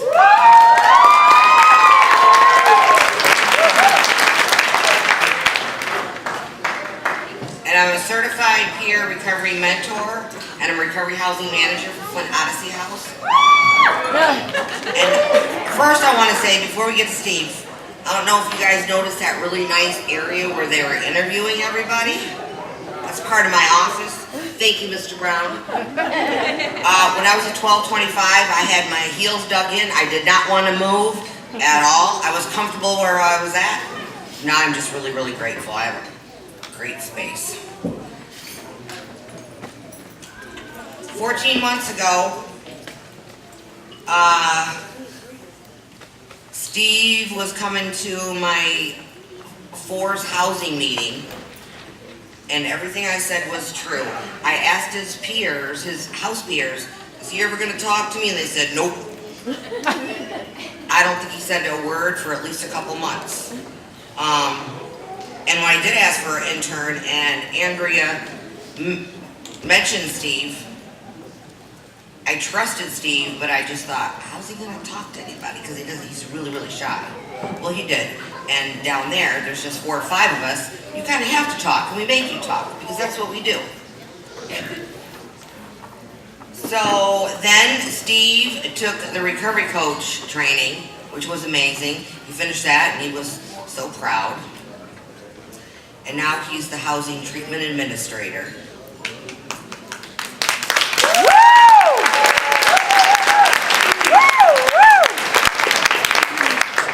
One thing, we struggle for drivers, right? Where we work, we struggle for drivers. It was like a couple months before I found out he had a license. But he kept that to himself because he didn't want to drive. He didn't know Flint, and he knew they would pull him down residential, honestly. So, but we practiced, and you know, now there's fire coming out of the wheels. He's amazing, and he's a really good role model for the clients in housing. And before Steve comes up, I want to say one thing, and I can't remember if I heard this from Dr. Don or Kristen Centers. I was in a training once, and they had said, remember, anyone you meet during the day, everyone you know is either going into a trauma, in the middle of a trauma, or leaving a trauma. Because we don't know what people have been through. But Steve, come on.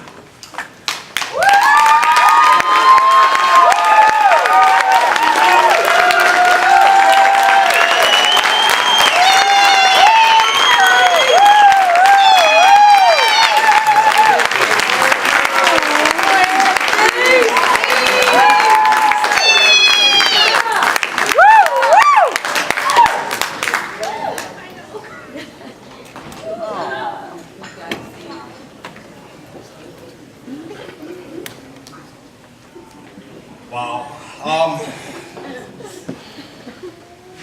October 2016, I walked through the doors of Odyssey House, and like most people that are in the madness, I was broken in every way. I was homeless, I had no job, all my family didn't want nothing to do with me, no friends, really no hope at anything.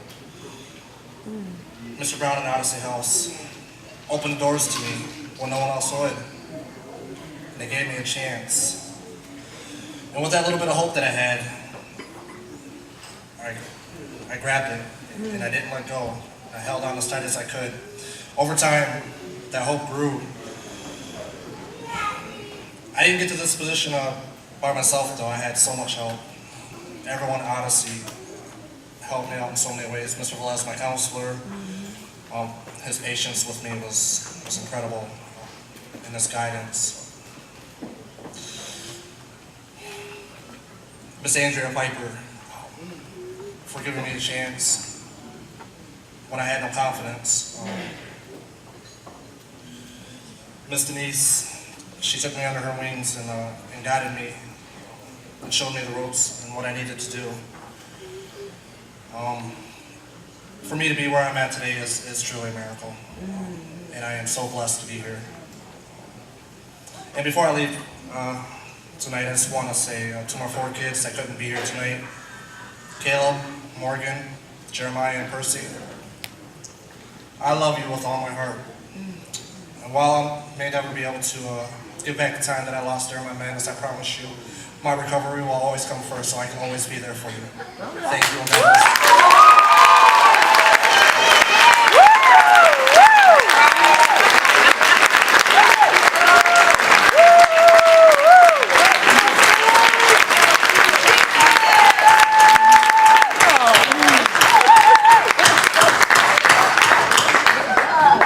Man, that was a tearjerker. We are so proud of you. You came a long way. I can't tell he's shy. He was talking. Okay. All right, so this particular young lady, I'm going to introduce. She's one of my peers.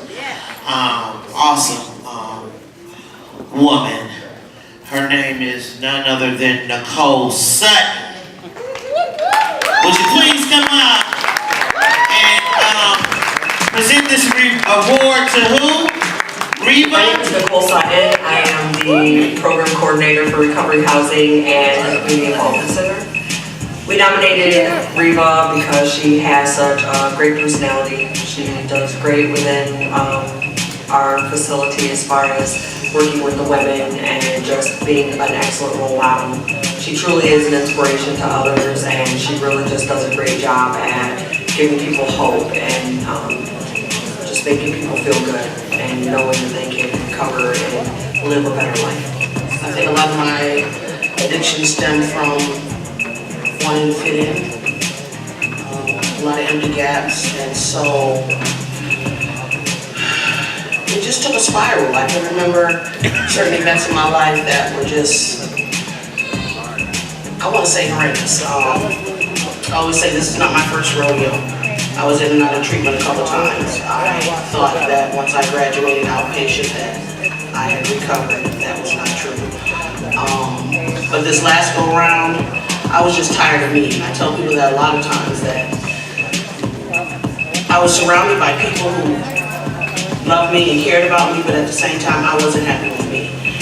And so I began to look at my children. I have 3 children.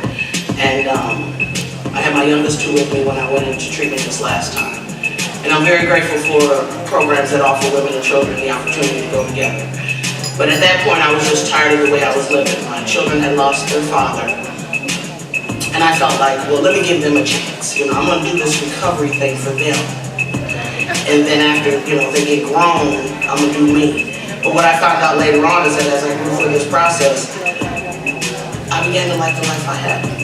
Like today, if it wasn't for recovery, and I'm a 12-stepper, so if it wasn't for Narcotics Anonymous, I wouldn't be where I am today.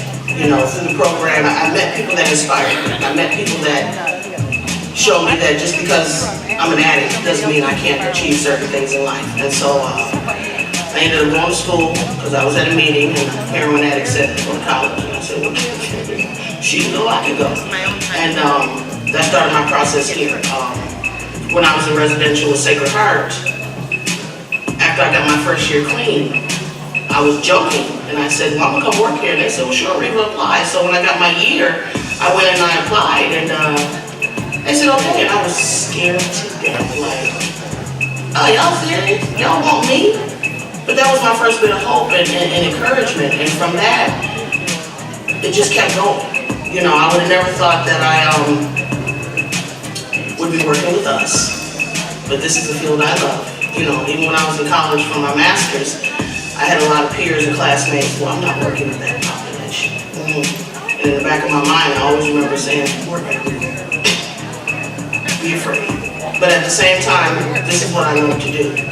It's challenging, it's rewarding, it's stressful, it's all these things, but at the end of the day, to have the ability to help somebody who's just like me, you know, to watch women come in this program with their children, trying to either gain them back or have them to work through all the obstacles, that's been a gift.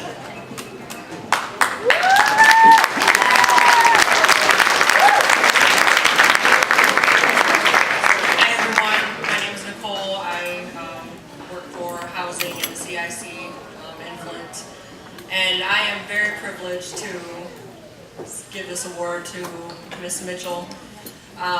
From day one, Reva has always been a team player. She's a very strong, independent person. Her personality alone is just something you want to grasp onto and hold on to. And I've just felt that way from day one. It's one thing to go through the program from CI to CO, but I can't imagine what it would feel like to come into the program as a staff member and not know anything about Odyssey. I can't imagine what that feels like. That's got to be one heck of a ride.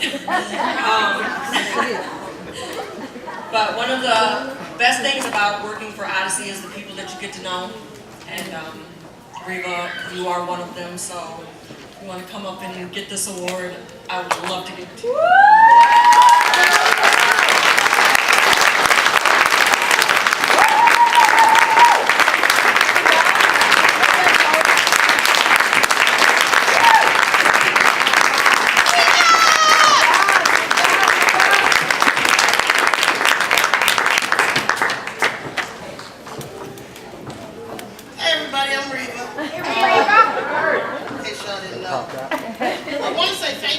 Like she said, Odyssey is new to me. And so coming in the doors, I was like, ooh, this is different. Very different. But what I found is that you guys have shown me family, you've shown me support. Anytime I've struggled with concepts, encounters, all the terminology, I was able to make a phone call and somebody was there to teach me and help me. And that's what I'm grateful for. It's also the same thing we do in recovery.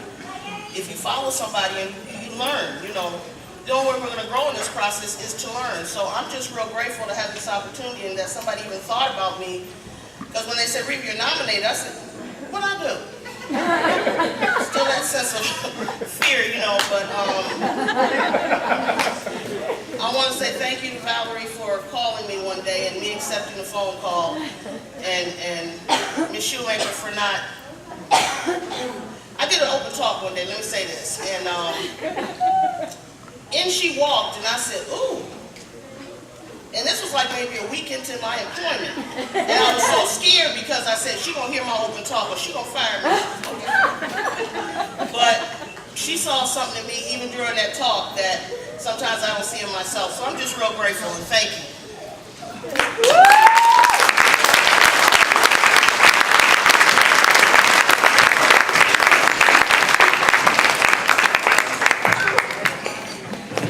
All right, one more time, give it up for Dr. Connick, Denise, Nicole, Reva, Stephen, and Deborah. Hey, you doing it. You doing the thing, ain't you? Girl, I'm just trying to be as good as you as ever. Give it up. Come on, give it up. Who be saying that? Give it up. No, man. What? You got it going on here. I am way too introverted for this. We're going to skip forward just a little bit because we have some folks who need to get home to the Flint area. So we're going to skip to Jeff and Daniel with the spoken word. I believe they're right over here. Yeah, I'm supposed to take this mic to one of them. Let's give it up for them.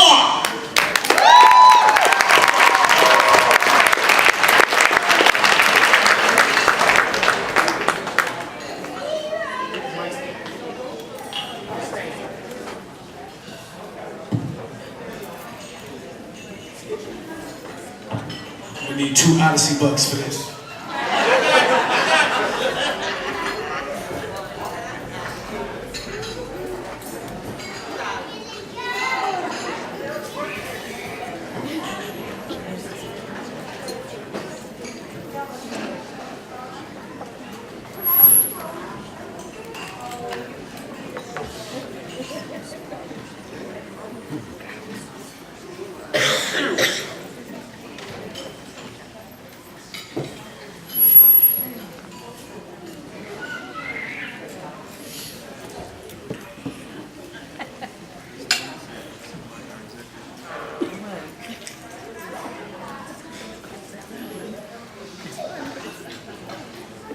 I am a poet in my heart.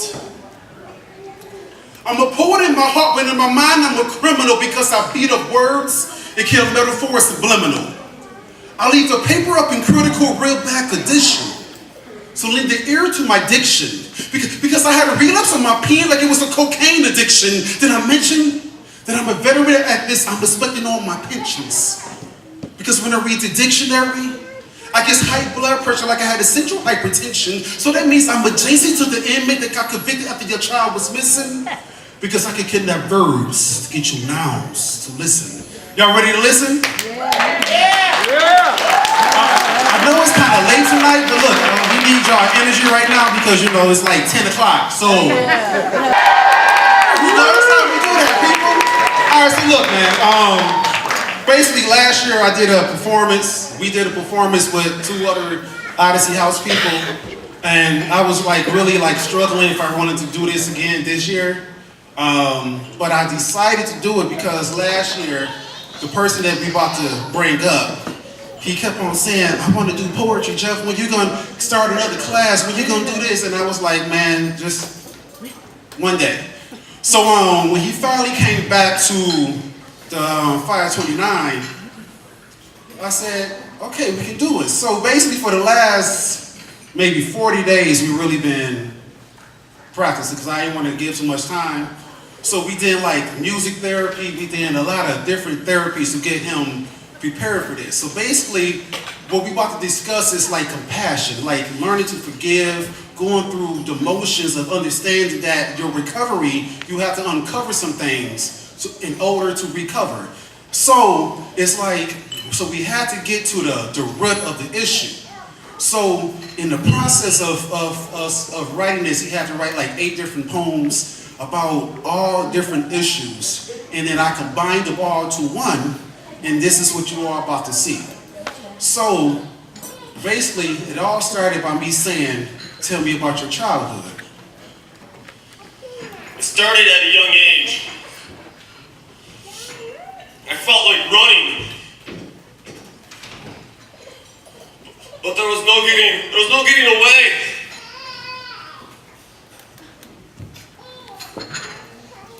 I was a ship, you were my anchor, meant to hold me down. And the wave of your fist, it wrecked my ship, and now I'm drowning in a sea with no life jacket. Feeling twisted, knowing you're near. Imagine being lost in a jungle, not knowing where to go. Why never did I open up about this? Why? Was it because I was scared to uncover this hurt?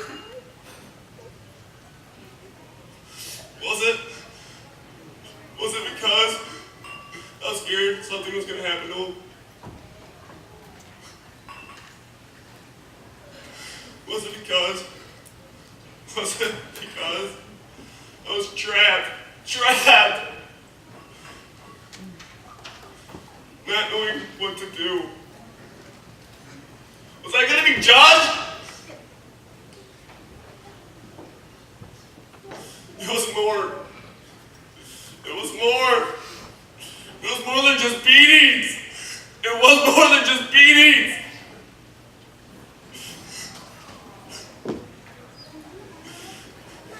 With each touch, he made me feel worthless. His hands, they felt like sandpaper, wiping away my future.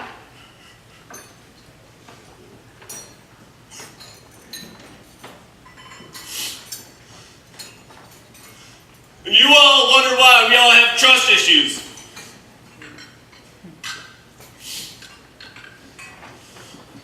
You make me want to shut down. You worthless son of a bitch.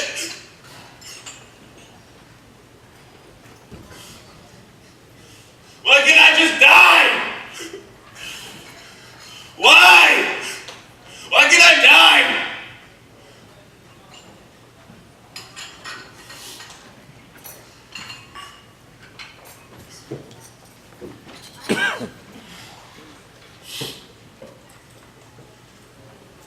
And you call yourself a police officer. You call yourself a police officer? Telling me to undress? Telling me to undress? To do things to please you?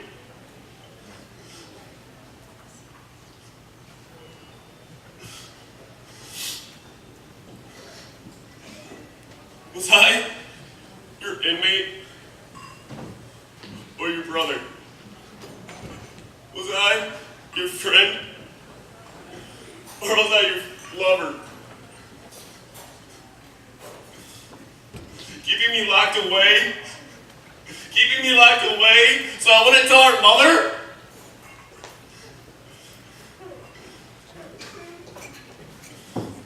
Sentencing me to a life full of memories? As you're snatching my soul as if you were the Grim Reaper? Well, you lied! You lied! I'm making it through this battle! I am! Not you! I'm making it through this battle! Some people live and die as if they have nothing to die for. Others die as if they have nothing to live for. So basically, we are living in a time where people have no compassion for life. When they would give up their own to gain another personality, when they would ignore reality. So in retrospect, this causes us to have a world full of people that are simply going to church trying to regain sanity.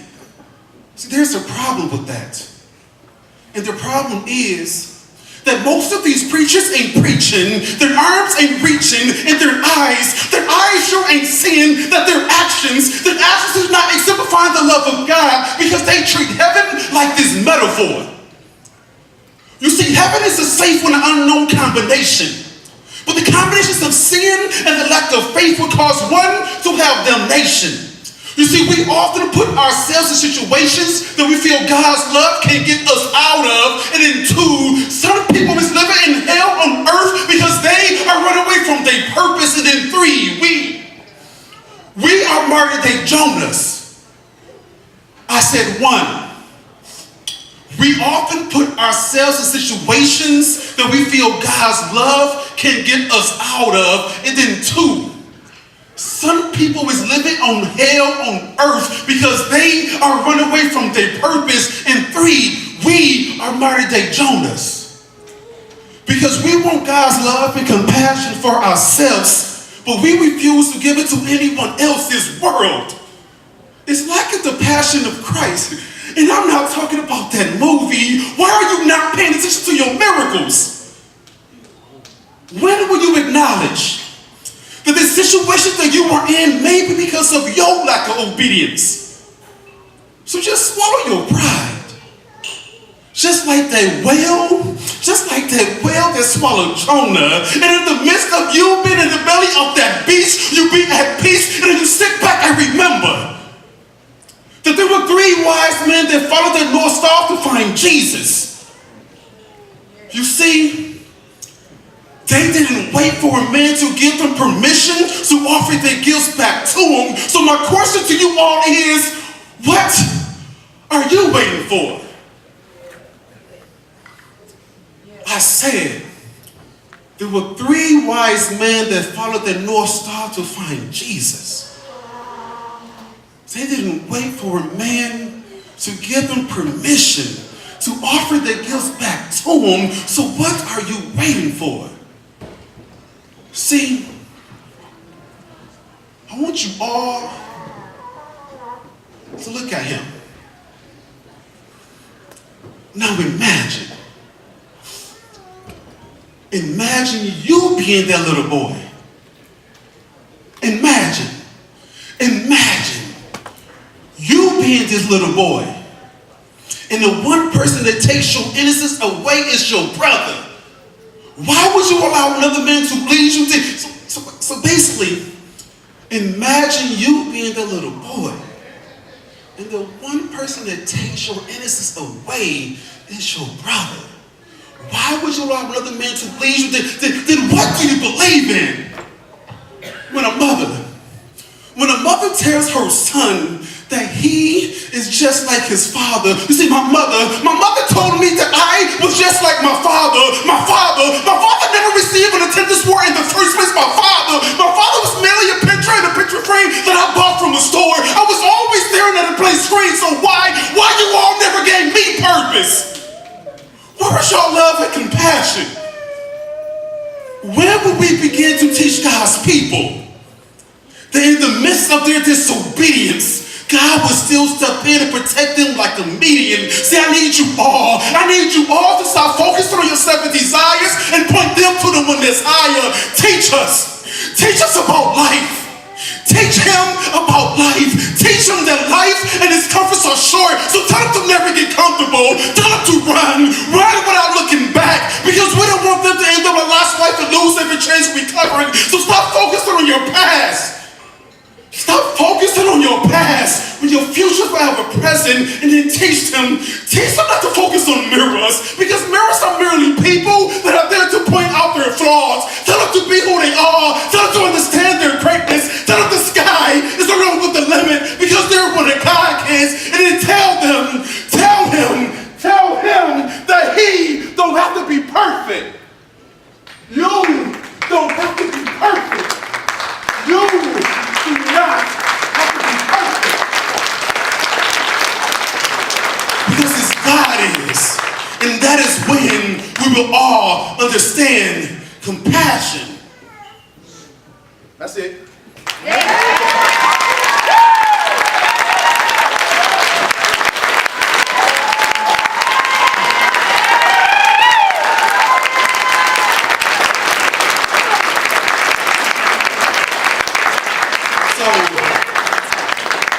His poem was based on a true story. Once we start having this practice or whatever, he quickly opened up to a 15-year secret that he never told anyone. This is his first time actually opening up about this. Wow. Give him a hand, people, for that.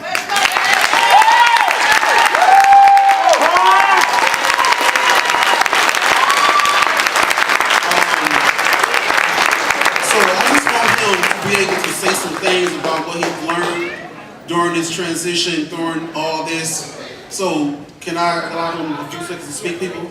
Absolutely. Well, some of you guys know me. Shout out to Flint, Odyssey House, 529.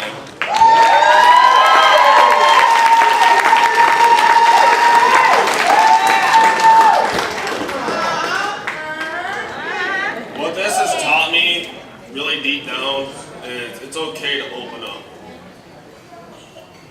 The beating started around 8. Started getting assaulted by my brother around 13, 14, and then he molested me. And I kept quiet. I kept quiet because I was scared to open up, and that's why I was saying I felt trapped, twisted, and all that in the poem.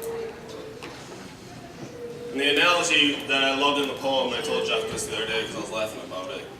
I was a ship, you were my anchor mentally holding me down. He was my anchor holding me down from opening up about this. Every time I seen him, after I left recovery housing last time, I wanted to use. And that last time, I said fuck it, and I went. I was gone. I went to Cincinnati for work, and I said fuck it, and I picked up. Jeff, I can't thank you enough right now, man. It feels like a lot of weight has been lifted off my shoulders right now.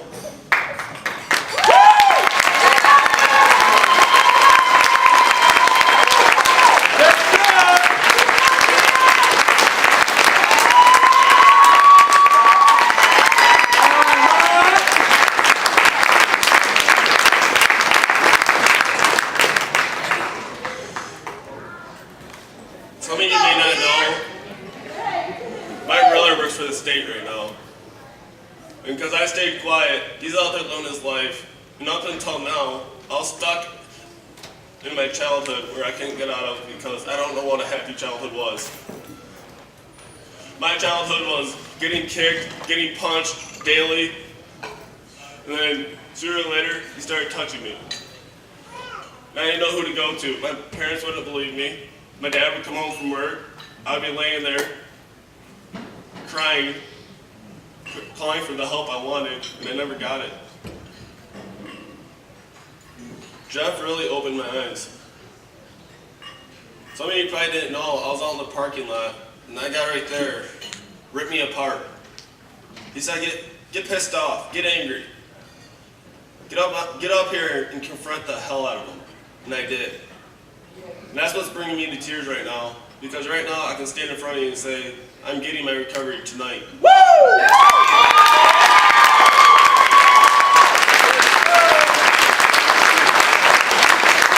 There's only one man that I can tell you right now, that I can feel him right now in this house, and it's God. That's it.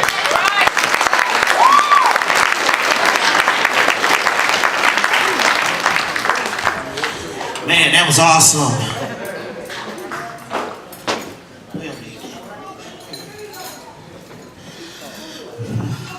We're almost coming to an end.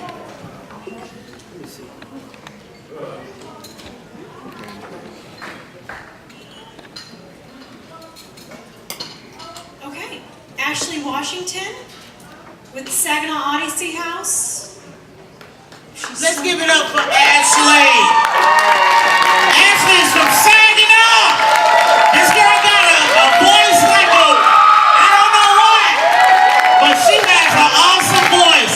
I heard these girls sing at Soberfest. That's from what I heard. She had an awesome voice. So let's give it up one more time for Ashley.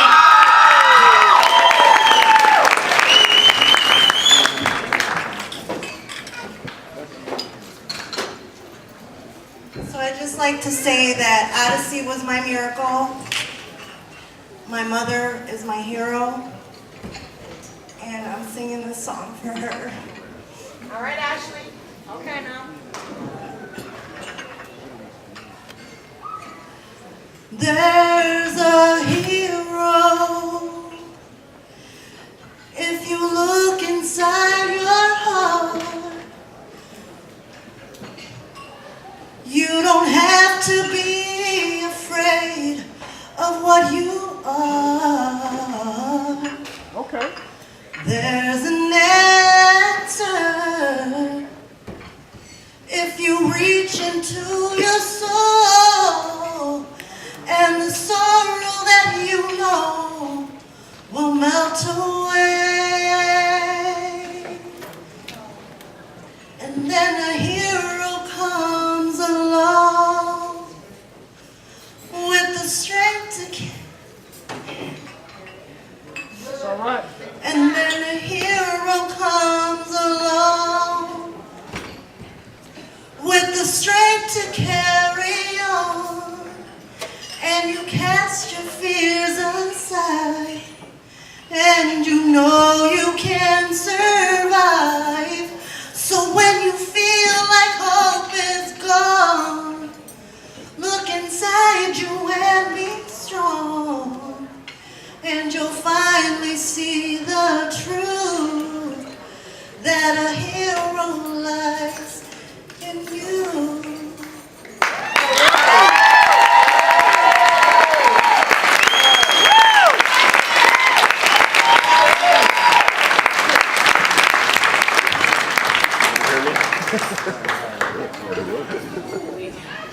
All right, Miss Kara. I have some housekeeping to ask you.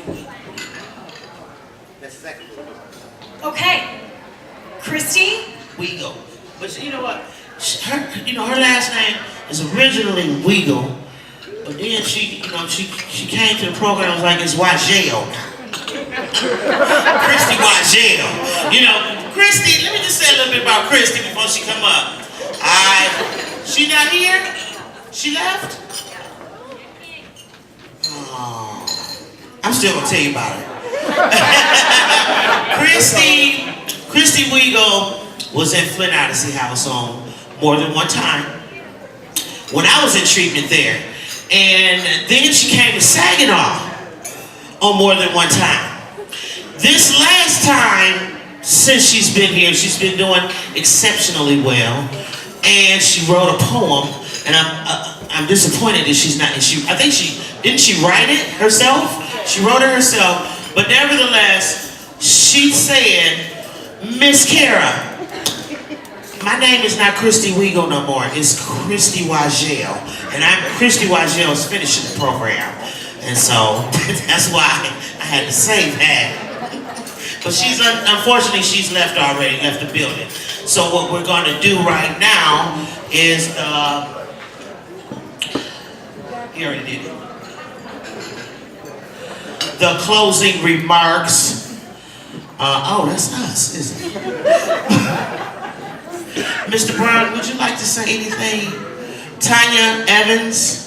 So I guess this is it. So let's all stand up and stretch our legs and get ready to do a closing of this event. I'm so glad Megan came to be by my side, and all the people that's in recovery. We want to give a special thanks to Horizon Center again. Let's give it up for them, as well as all of the entertainment, all of the awards, the announcements, the food. Everything was so good. And we just want to say, hold on. Hello? Hold on. Yeah. Okay. Oh, okay. Oh, thank you. All right. Thank you. Okay, bye-bye. I just saved a bunch of money by switching the guy call.